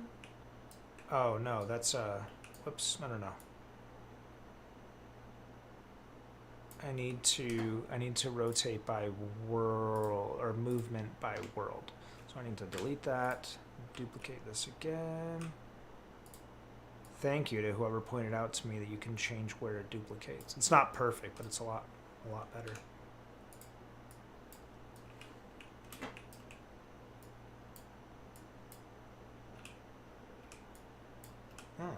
I guess there's a threshold to how many pieces I can have attached. Okay, so this will get us pretty close, but technically it's not ideal, because if I look from above, you can see the track actually gets narrower in this piece right here. It is hard to notice, but it does get narrower right here. If this was a more extreme curve, you would notice it more. So if these two track pieces were up here, and this one went like that, and this one went like that, they would get so close to each other they'd be almost touching. It'd be more noticeable. Now, may not seem like a big deal. Oh geez, I'm gonna need to put a support there. That's fine. I can put a support there. It will be like right here. That's okay. But I mean, it's okay. The easy solution to this is simply moving this way the correct amount. You can see, you can kind of see it now, right? You see how it gets narrower? Keeping this distance here the same means it's going to be narrower in the middle. You can kind of see it now that you've seen it closer. You can kind of see it now. It's closer than it needs to be, which means my support pillar's in the middle and the distance between the tracks changes, and I don't want that to happen. I want it to be uniformly the same distance apart, which means I can keep the same curve and I have to redo all that work, and all I need to do is move this over the correct amount, right, until it matches. So what is the correct amount? Well, we have an easy way to determine that. These two are the correct distance apart. If I take these two and I duplicate and I take one and make this, instead of 300 units long, I make it 10 units long. You probably see where I'm going with this. And I make this 10 units long. And I combine them. I now have a ruler to determine how far apart they need to be. And I will turn it to exactly 75 degrees, which will get the most extreme part of, well, I guess 105. That's 15 more than 90. That's fine. It's either 15 more or 15 less, depending on how many rotations it's done. And I put this in the middle spot between them. I can ensure that they are the correct distance. So I think this one here is my midway point. Yes. So as you can see, this one on the left is where it needs to be, roughly. Let's just get it dialed in here. 40.4.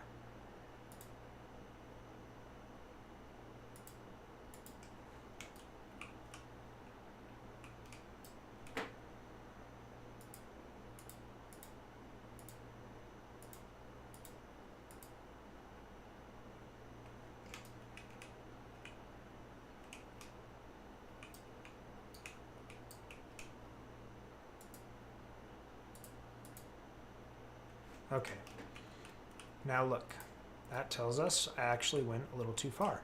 If I bring this back to where it was, you'll see the difference. You'll see it's closer together in the middle. Now, this is actually less than I was expecting. You could argue it's not even worth doing for that, but hey, this was my plan from the beginning, so I'm going to stick to it and go ahead and move it back to a point where it matches up. Let me go ahead and just dial this in real quick on the x-axis. That's good.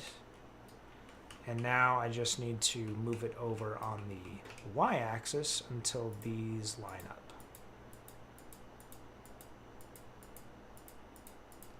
And it's honestly more, well, let me save, I'm starting to get some instability here. It's more this side that I'm concerned about. Once I see this peeking through, then I know I have done enough. Yep, right there. Boom. Now, these two are the same distance apart throughout the entirety of the curve. I'll be here all week. And then I just have to decrease this size until it gets to an appropriate length. And I know I need to retexture this. It's fine.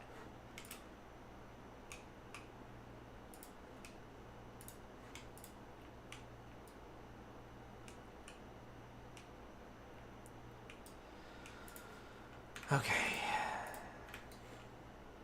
And I can get rid of my ruler. Boom. Ha! Look at that. Good stuff.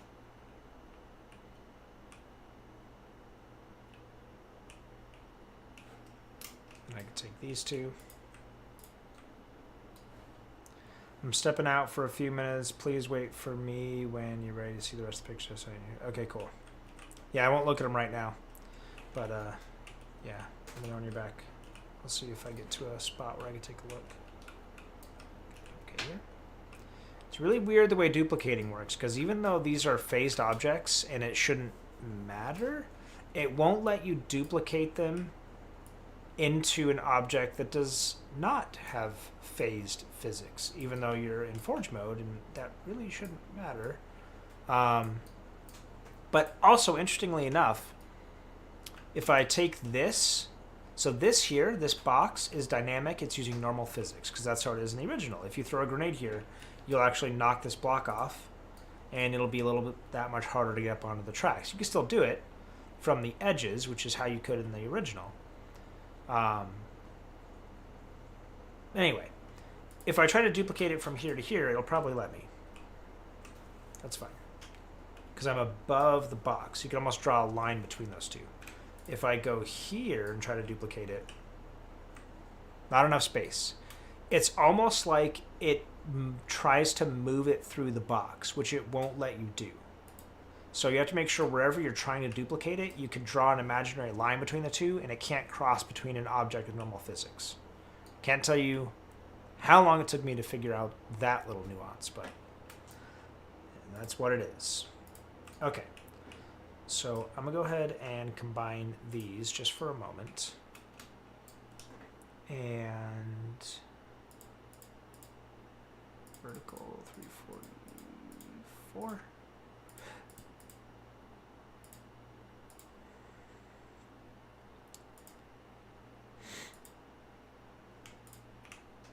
That's good. Now I will uncombine them, and these should be exactly the same, except this one needs to move to the right until it matches up.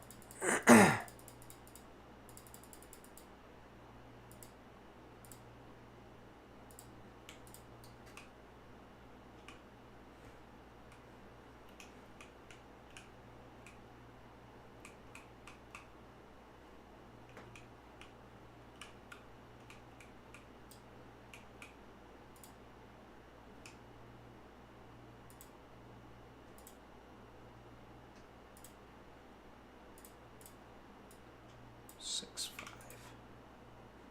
6, 6. Oh, 6, 4. And then 8, 8. Looks good. And this one, same deal.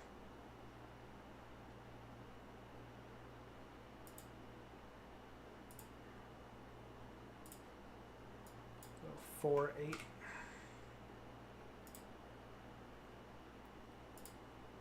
4, 7.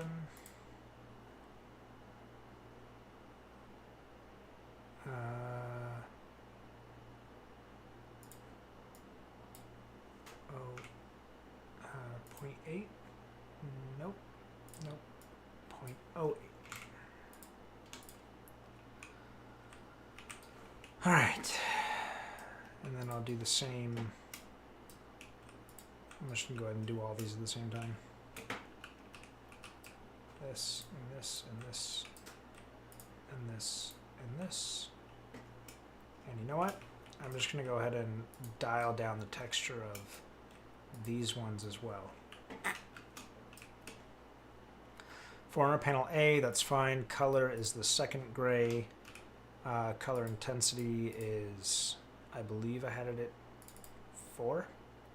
Metal is force off. I mentioned earlier in the stream why I do that.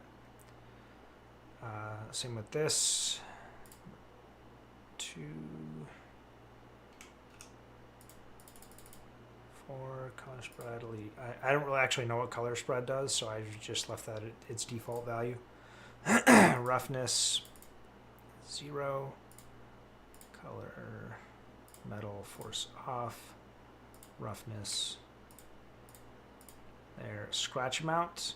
I'm going to go ahead and bring that down to 2. And grime amount, I'm going to bring that down to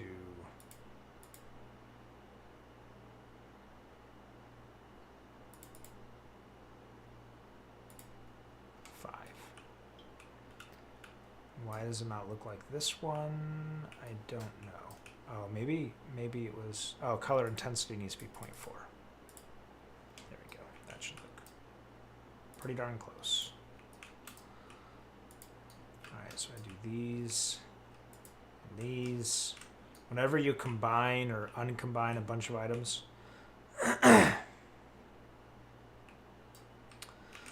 you run the risk of it all crashing. So I'm going to combine all these, uncombine them all. When you have all of the same item, you can modify all of the color and texture, grime, and scrape or scratch at the same time. But they have to all be the same item. Doesn't matter how long or short or transformed they are, but they have to be the same. So that's all good. I'm just going to decrease the grime on this to a point where you can barely see it.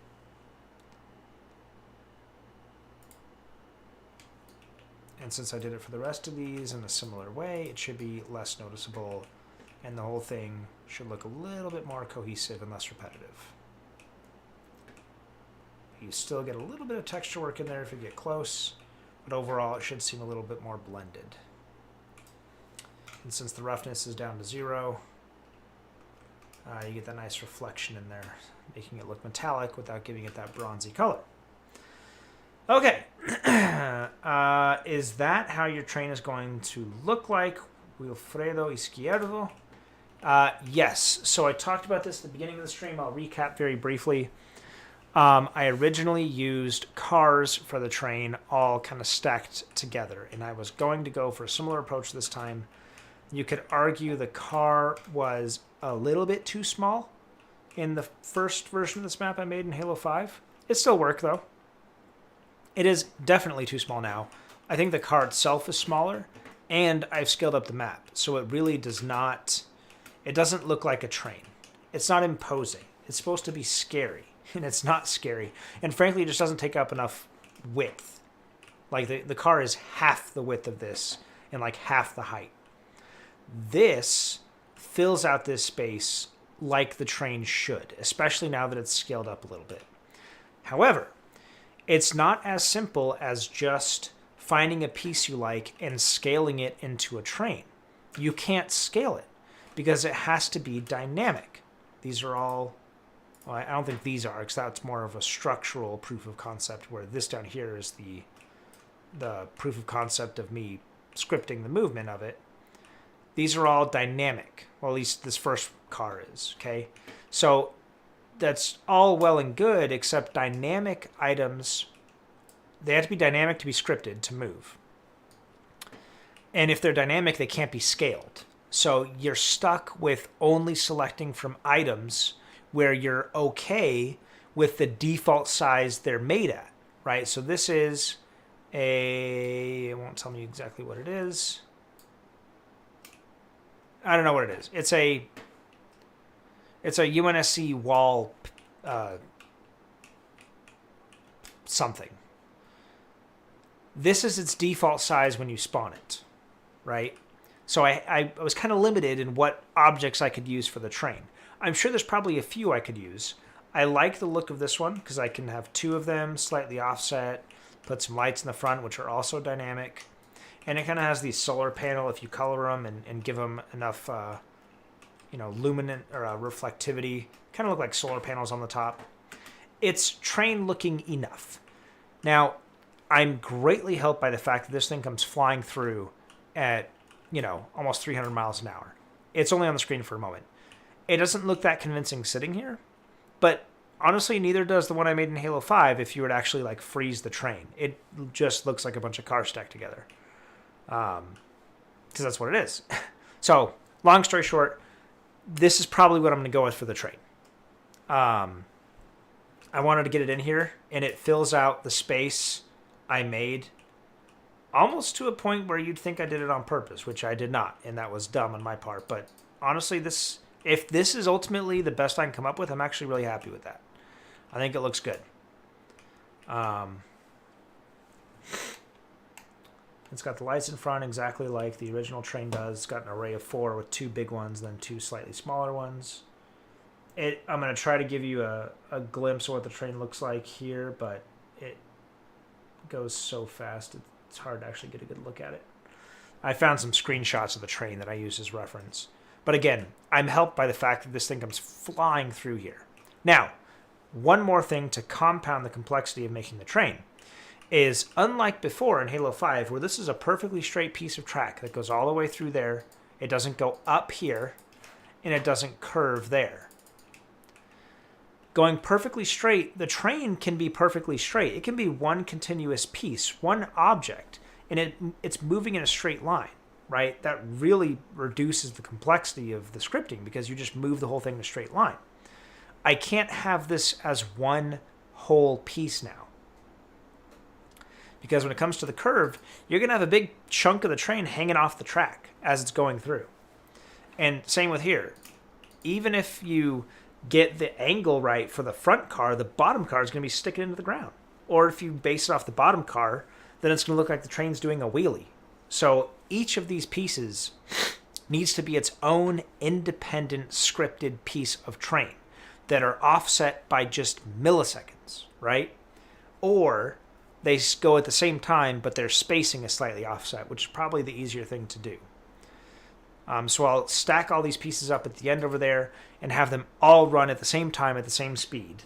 And depending on how accurate Halo Infinite's scripting tolerances are, it should come through exactly as you see here, but each piece is its own scripted item. In that way, you get a nice snaking effect, where one train hits the curve, one car hits the curve first and begins to turn, then the second car hits it and starts to turn, third car, and you get this nice snaking look. I did a little bit of testing, placing the cars and then offsetting them a little bit, and it looks pretty good. It looks pretty good. Again, it's going to be in and out of that curve in less than half a second. So it just needs to look convincing enough in motion, right? Same deal over here. You'll have the first car dip up first and then go up and down. The second car, same thing. So I'm just going to copy and paste the script for each piece. And just by offsetting their distance, that should be enough to get it to just look like it's snaking through my map. That's the idea. And I'm kind of limited on the pieces I can use because they have to be the right size, both height, width, and length, because I want these to be individual cars. There are pieces here that are pretty big, but I can't really use them because then my train will only be made up of like 3 cars. And I need it to be like, at least, 6 is honestly like kind of the minimum. Because the more cars you can have, the more convincing the snaking of the train is going to be. And I don't have the vernacular to adequately state that, but I think you understand what I'm getting at. So yeah, that is basically the train. Unless I can come up with something better, that is what the train is going to look like. So yeah, We got our curve done. As I stated like an hour ago. It's a lot of work for something that has a very minimal impact on the map. But honestly, it really does make the map feel a lot closer to being done. So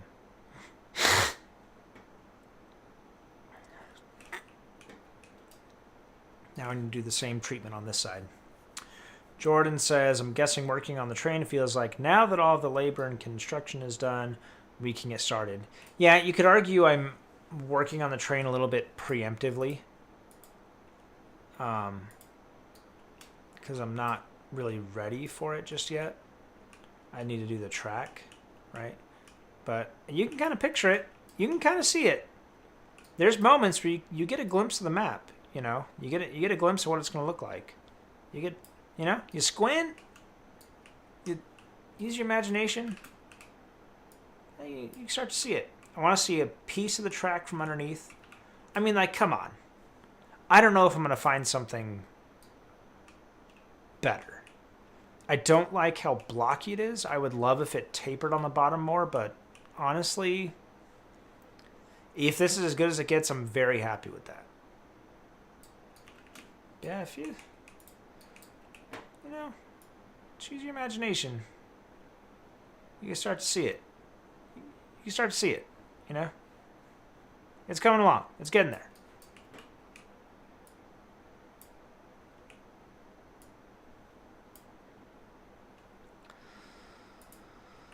Okay, so yes, that is the train. A long-winded way of saying yes, that's the train. All right, what time is it? Oh yeah, we're good. We could do this side. Let's do this side, and we'll call it a night. So we need to do the same treatment on this side. I think it's basically going to be the same idea. However, I just died.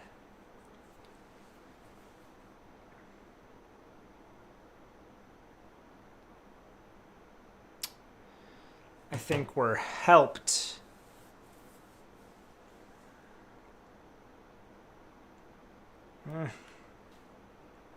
I don't know. It's going to be the same idea, but it's going to be vertical instead of horizontal. That's basically it.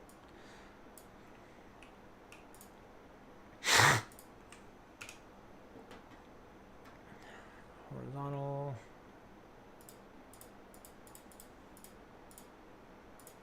220.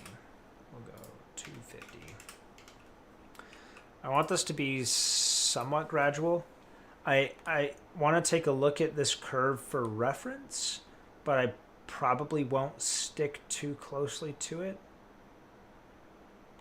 as this doesn't look that extreme, but I guarantee you flying along in that train, it just disappeared. This would like throw you out of your seat. 100%. Put your head through the ceiling. So it helps that my map is scaled up a little bit anyway, so even if I did stick to this, you're dealing with more horizontal distance to cover. I think that's about as far over as I want to go. 250. And then there's one pillar and a second pillar that lines up with basically halfway along this curve. It's basically this one here. So there's a pillar here and a pillar there. Now on this map, that pillar lines up on this side. It's barely past that kind of area here. So I think I can actually get away with moving this direction just a touch. I just don't want these too close together here.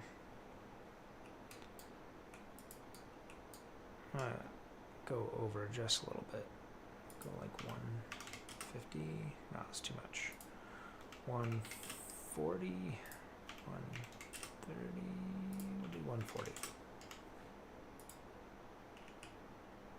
That seems like too much. Those are going to be too close together.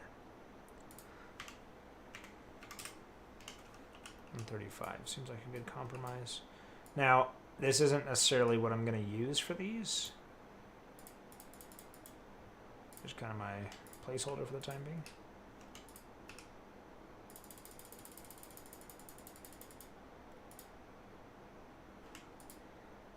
What I will be using these concrete pillars because there's a distinct feature about them that I really like, and it's that the grime is disproportionately applied to one side, right? So you can see the grime on it. If I reduce it to 0 and I apply grime on a bunch of other pieces, it kind of just applies it everywhere. It's kind of sporadic and random, but it's relatively evenly distributed across the object. This one, it pretty much exclusively applies it to one side, which in some applications you wouldn't want, but here, that benefits me greatly because it really sells the look of this being blended with the surrounding terrain.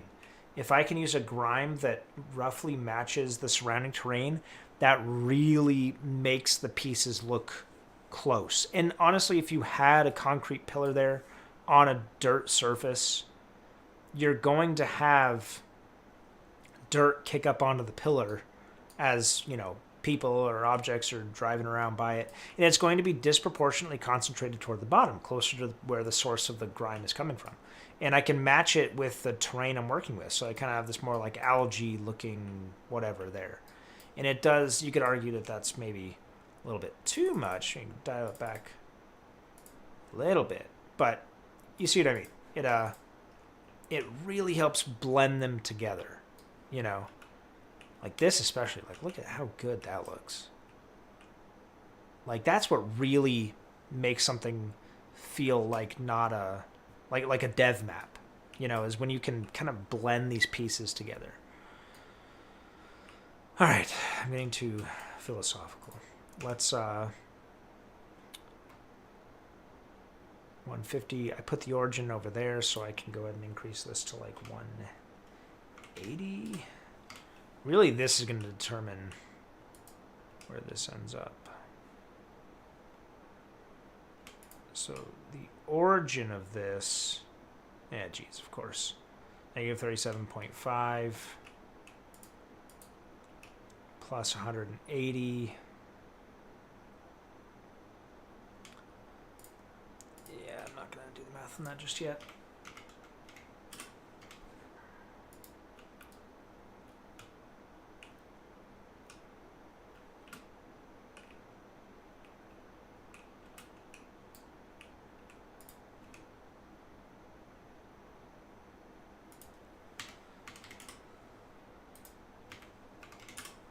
Yeah, that's good.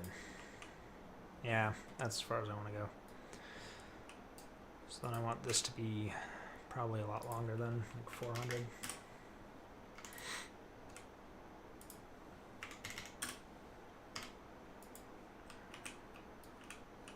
That's good. All right. So I have to get from there to there. Now, the height I picked for this was a little bit arbitrary. I wanted this high enough that you could only jump up as a Spartan in the same locations, which meant scaling it up just a little bit. Even though your jump height is higher in Halo 2, the clamber in Halo Infinite means you can technically get to higher places in Infinite than you could in Halo 2. Yeah, that looks about right.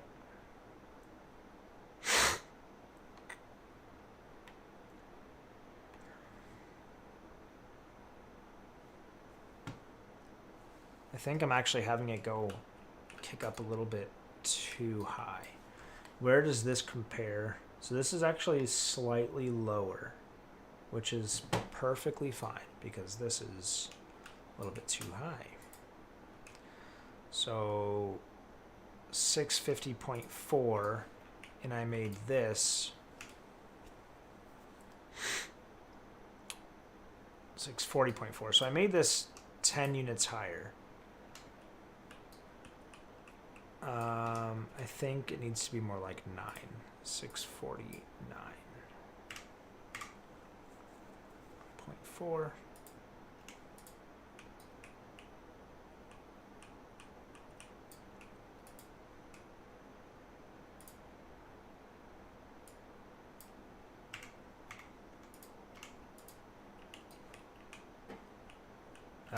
That looks pretty good. Except when you divide that by 2, you get 4.5. I guess that's fine. So it's going to be 4.5 units higher than this. So that'll get us 64.9 units high. So I'm going to do the same little trick here. What's nice about this is since they're not turning, they're turning in the same direction alongside each other, not like next to each other. I know it doesn't make any sense, but I don't have to adjust the various lengths. I can literally just make this on one side and duplicate it and not have any issues, is what I'm getting at. Okay, so I'll decrease this down to the smallest it can get, which is 0.5. And I said the height needs to be 645. 644.9. 644.9. So that's the height it needs to be at. That's exactly half the height it needs to go. And I want to say the angle is going to be even less extreme. Well, actually, let's get the, make sure this distance is good. So it's at 754.3. 754.3. Okay. And then now I got to make sure the distance here is good. Okay, this is where I need my fancy Halo calculator. If the origin is negative 37.5 and it is 180 units long, then that means it needs to be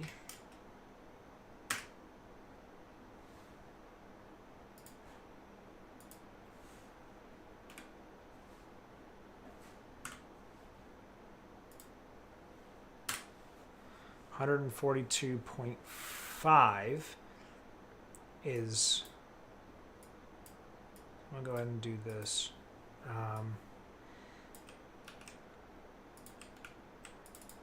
Track 2 left, track 2 right. And this is looking at it from here, left and right.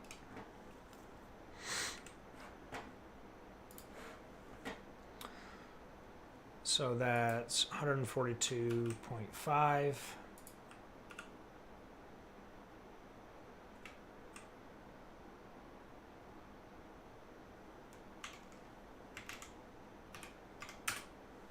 Okay.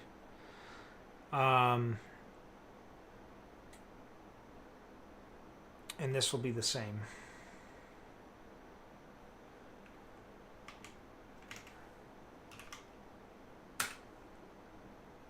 So that's the X.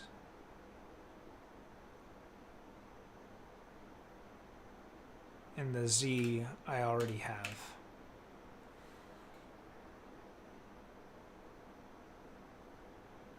Yeah, so I already have the Z. That's figured out already. I need to know this, and I think that's the origin. Should be the same for both of these. 250 and 250.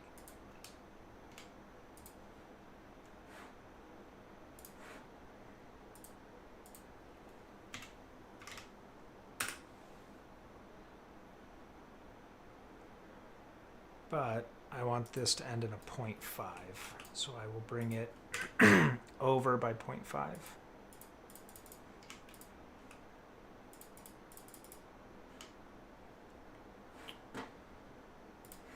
And this is actually going to be 250.5.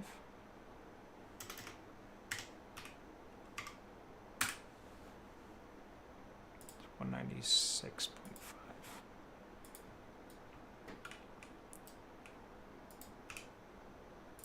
196.5. Okay, so this edge here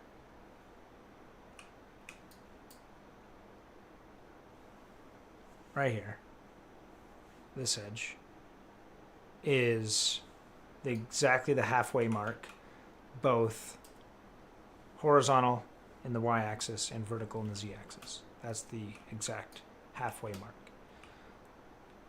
Now, I'm going to estimate that this will be at an angle of,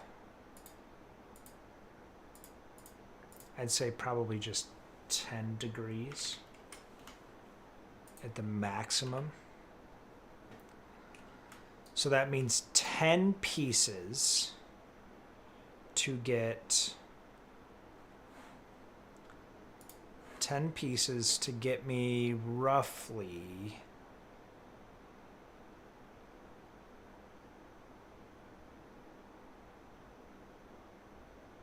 $50.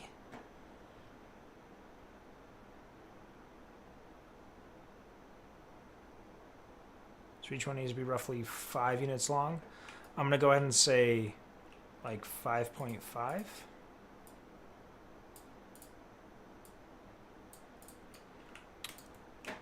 So we'll go duplicate.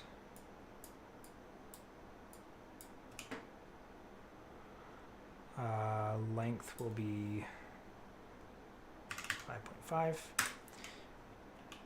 We need 10 of them. I'm going to go ahead and call it 6 actually.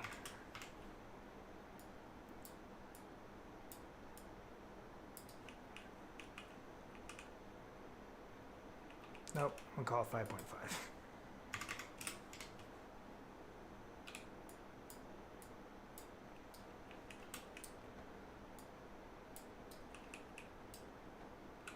Now this one, I have to magnetize it to the bottom. So it's angled up by 1 degree.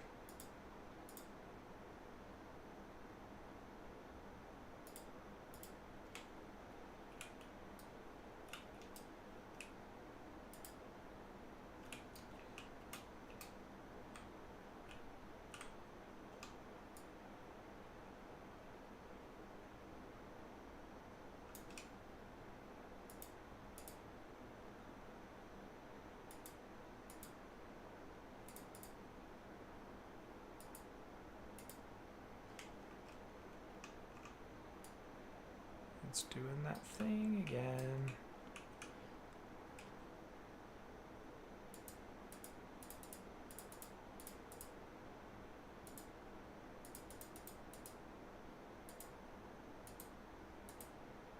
It does this thing where it transitions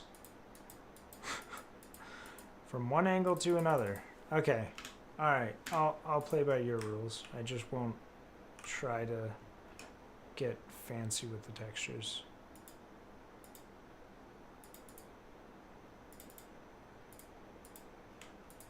Is that not?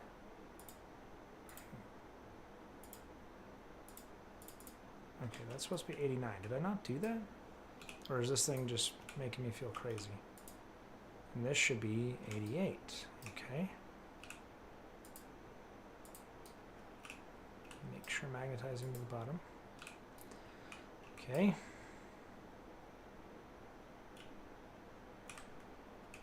And this will be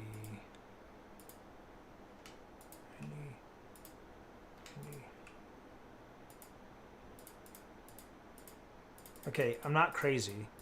These are like shifting on me. Do you see this crap? Look at this. Now it's going to say something wacky. No, 88. 87. Okay. Roll.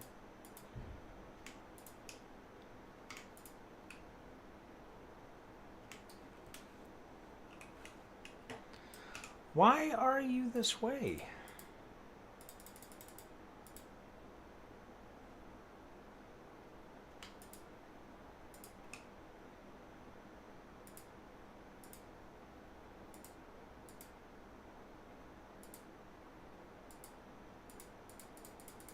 Do you see this? Look at this. Ooh. Ah!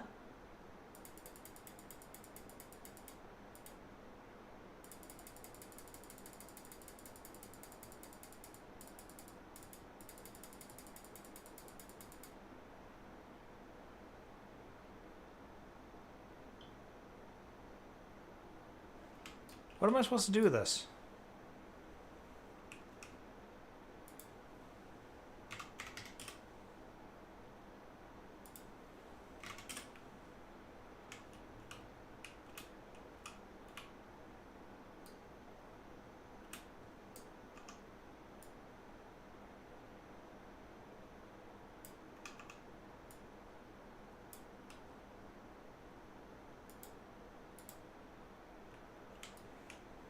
All I do is rotate it 1 degree forward, 1 degree back. Do you see this? You see what it's a freaking...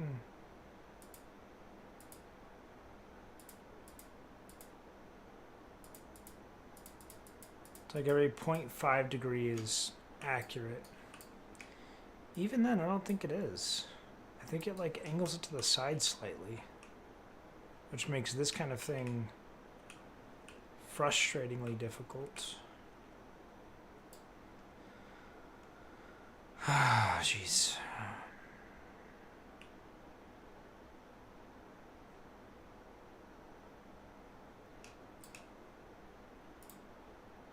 You see this?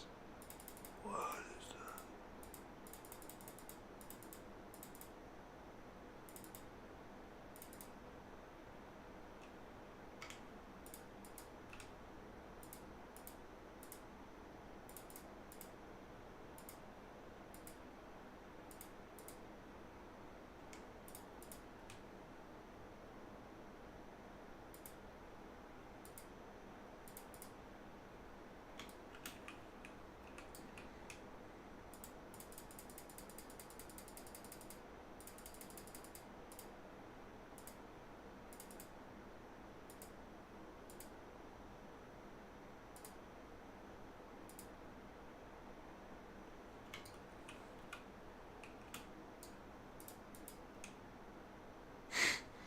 Now it's 180 degrees. Okay.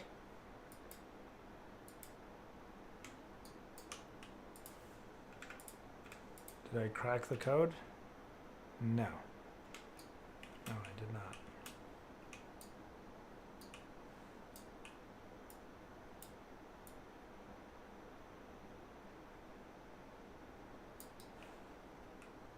Yeah, see. It's crooked.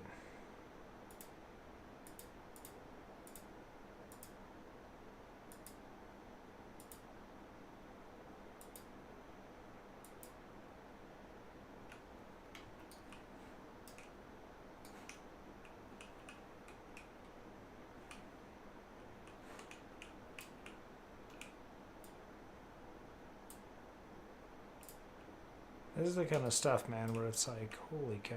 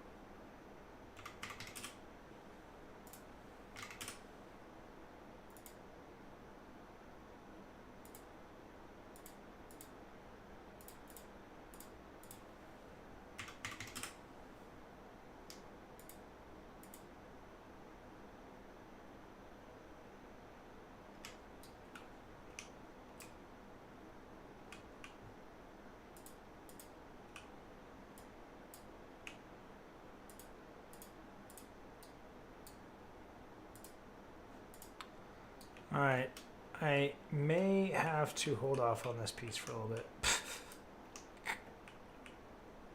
I have zero confidence in that actually being accurate, and I'd rather not invest the time in that.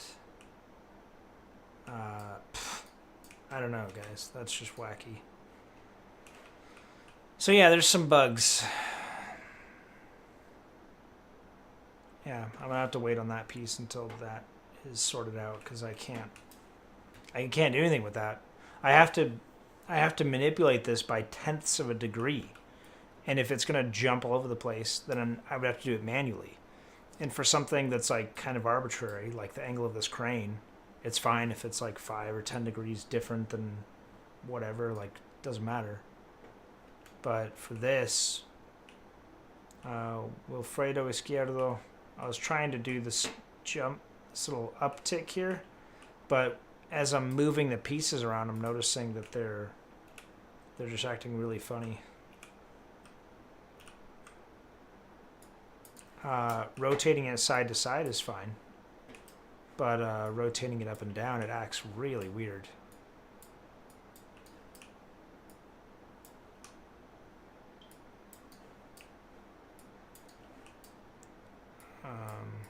Watch.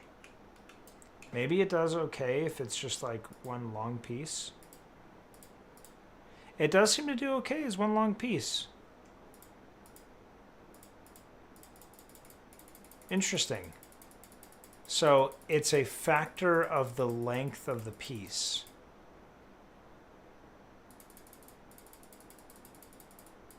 You haven't missed much. I'm just dealing with some of the frustrations of... Did it just do it right there? Did it like jump around? It did! Look at it! Look at that nonsense. And now it's 180. Okay. Look at that! So frustrating. How are you supposed to get anything done? Look at it! It's supposed to be just rotating up and down. It's doing this. Okay, so yeah, there's no hope. Alright, well, I'll come back to this piece later, I guess, when they figure out what the heck's going on with that. But I think we'll call it here then. I don't want to start anything new. It was going to be a stretch to try to get that in tonight, but yeah, especially with that, I'm just going to leave that for now. Let's see. I will give a little cruise around the map for people who are just joining, because I see some people joining in right now. So that's my train I got right there. Proof of concept. Trying to script it. I got a gate, which acts really funny. Failed successfully.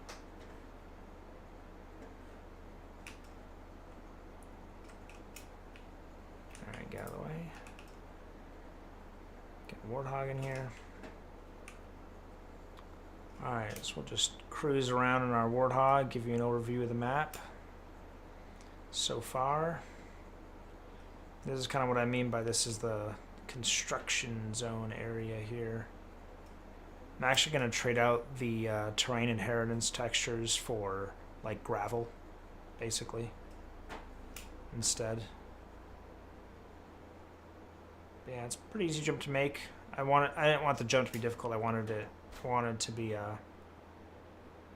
you know, the risk to be the train, you know, not like, can I make this jump? And I also want you to be able to make it in all kinds of vehicles as well. So it's not a hard jump to make. Still got to script these.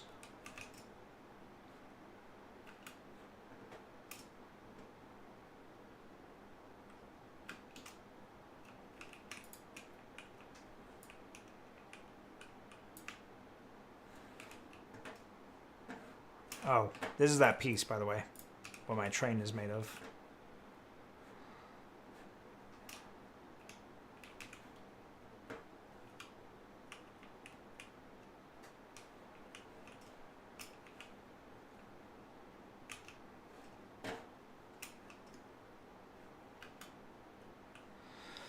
Yeah, so here's a good look at the train for those just joining in.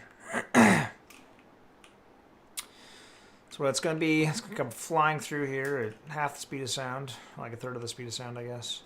I need to adjust this so it's not quite so bumpy.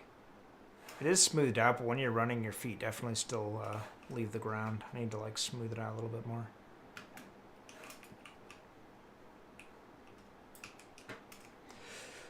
The map is scaled up by maybe 10, 15%, but I wanted to retain some of these walkways.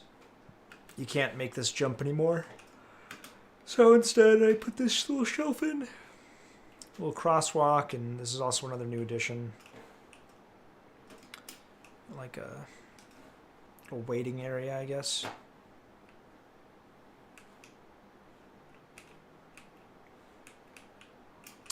Yeah, the grapple shot's going to be huge for this map.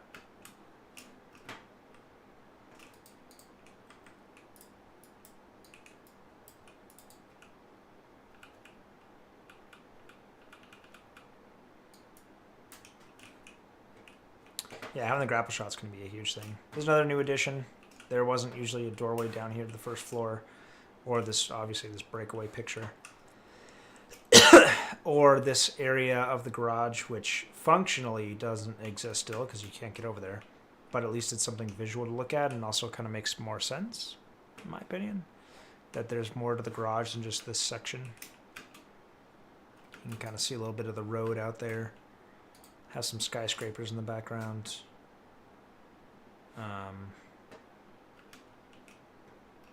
It's the garage. The mechanics garage. Same deal up here. Got something interesting going on here. Like a UNSC, little hideout. Picture some Marines there, like stakeout kind of thing. Add some more parked cars near. There were no cars in the parking garage in the original, so I want to add some in here to break up some of these sight lines, add some cover. As I said, you could still, with enough skill, clamber over those sections. Here's the garage. Added this room here. That's a new addition. Spartan for scale. Normal physics chairs. You can kind of bounce that around if you want. This little balcony to leave that room or get up there if you have the grapple shot. Why did that flip over? Interesting. Yeah, that's kind of it. Happy with the way it's turning out so far. It's looking good. Do you think grapple shot will work on turf? I mean, it'll work.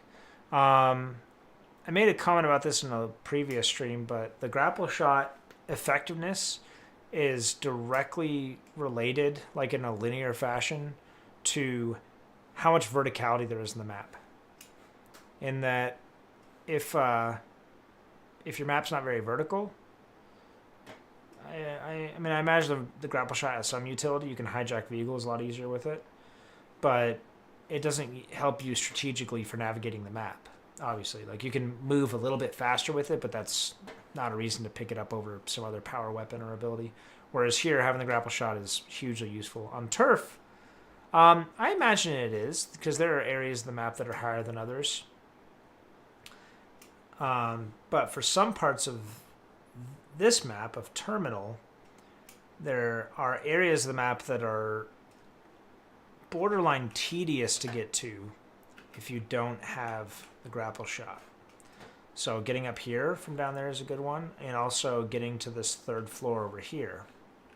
It's kind of a secret room. Well, now you can get there with the grapple shot. You can get up there through a vent, but I wanted that to be a little bit out of the way, something you'd have to kind of go around to get to. This is a power position now. There is an advantage to being up here, and because of that, I want to have a way to counter that. Now, obviously, the grapple shot is one. You can grapple shot in a couple locations to get up there. But I feel like the vent is a good counter to it. But it's not in the direct path of the attackers. It's still safely inside the defender's base. So it's not on the way to the defender's base. The attackers can get there unless, of course, they have the grapple shot, then they can. So that you still have to infiltrate the enemy territory and get up there. This is all theoretical. I haven't even play tested this with bots yet. I don't even have spawn points on the map yet. So there's still a lot more discovery and testing to happen there. But yeah, that's the idea. That's basically what we got. I showed you guys just about everything. I'm adding some more ambiance to the map. It really helps cement the setting for the map. Because when there's walls all around you, you can still make it convincing. You could have buildings peeking over and everything. And that's how the original map was. If you look around... Oh, my controller turned off. If you look around in the original map, you have buildings and pieces of scenery sticking out that give the impression that there's a world beyond the map. But I imagine for resource constraints, they didn't try to populate it more. I feel like what really cements it is being able to see from a player's point of view other areas of a world that you're not able to explore. It just kind of really cements the setting. So I'm putting that there. I'm putting another alleyway over here. And then, of course, the garage, it has like a back area to it with a road that you can see. And that road's actually going to continue over here. So you'll actually see part of the road from here as well. There'll be like a door that a car would come through, and then a gate that's like partially closed so you can see through it. It's very like not even that resource intensive to add just like a long strip of road there, but it does a ton to like make you feel like there's more to this map, you know? Like it really feels like there's something going on here. There's like, it makes you want to go over there and see what's going on, but it's all just for show, you know? It's just to make you blur the line between the outside world and the multiplayer map that you're playing in. It makes it more believable, I guess.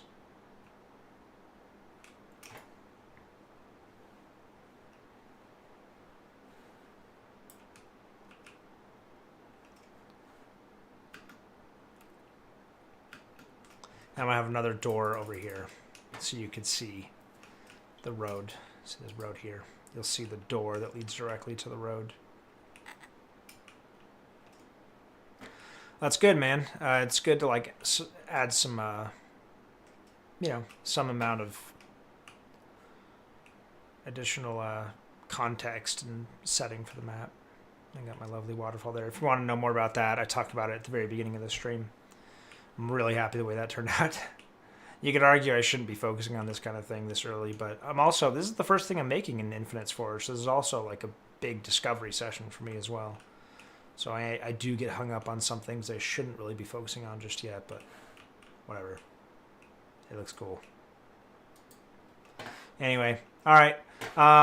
Yeah, I'm going to call it there. I wanted to do this section next, but I just, not with the way these pieces are behaving, I don't feel confident doing that, so I will wait on that. I think next time, this is still very barren. I haven't had my trusty Steam Deck with me for a few days because my wife's been hogging it.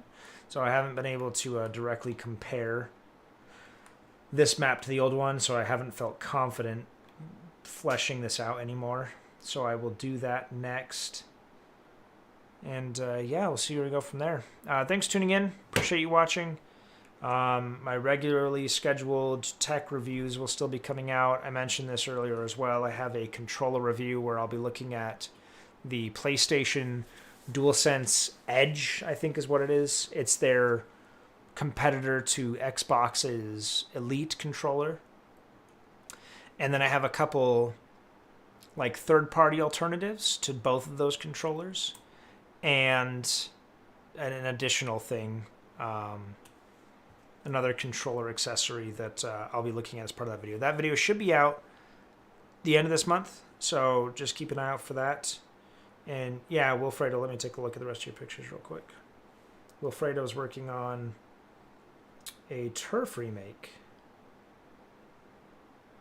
Let's see.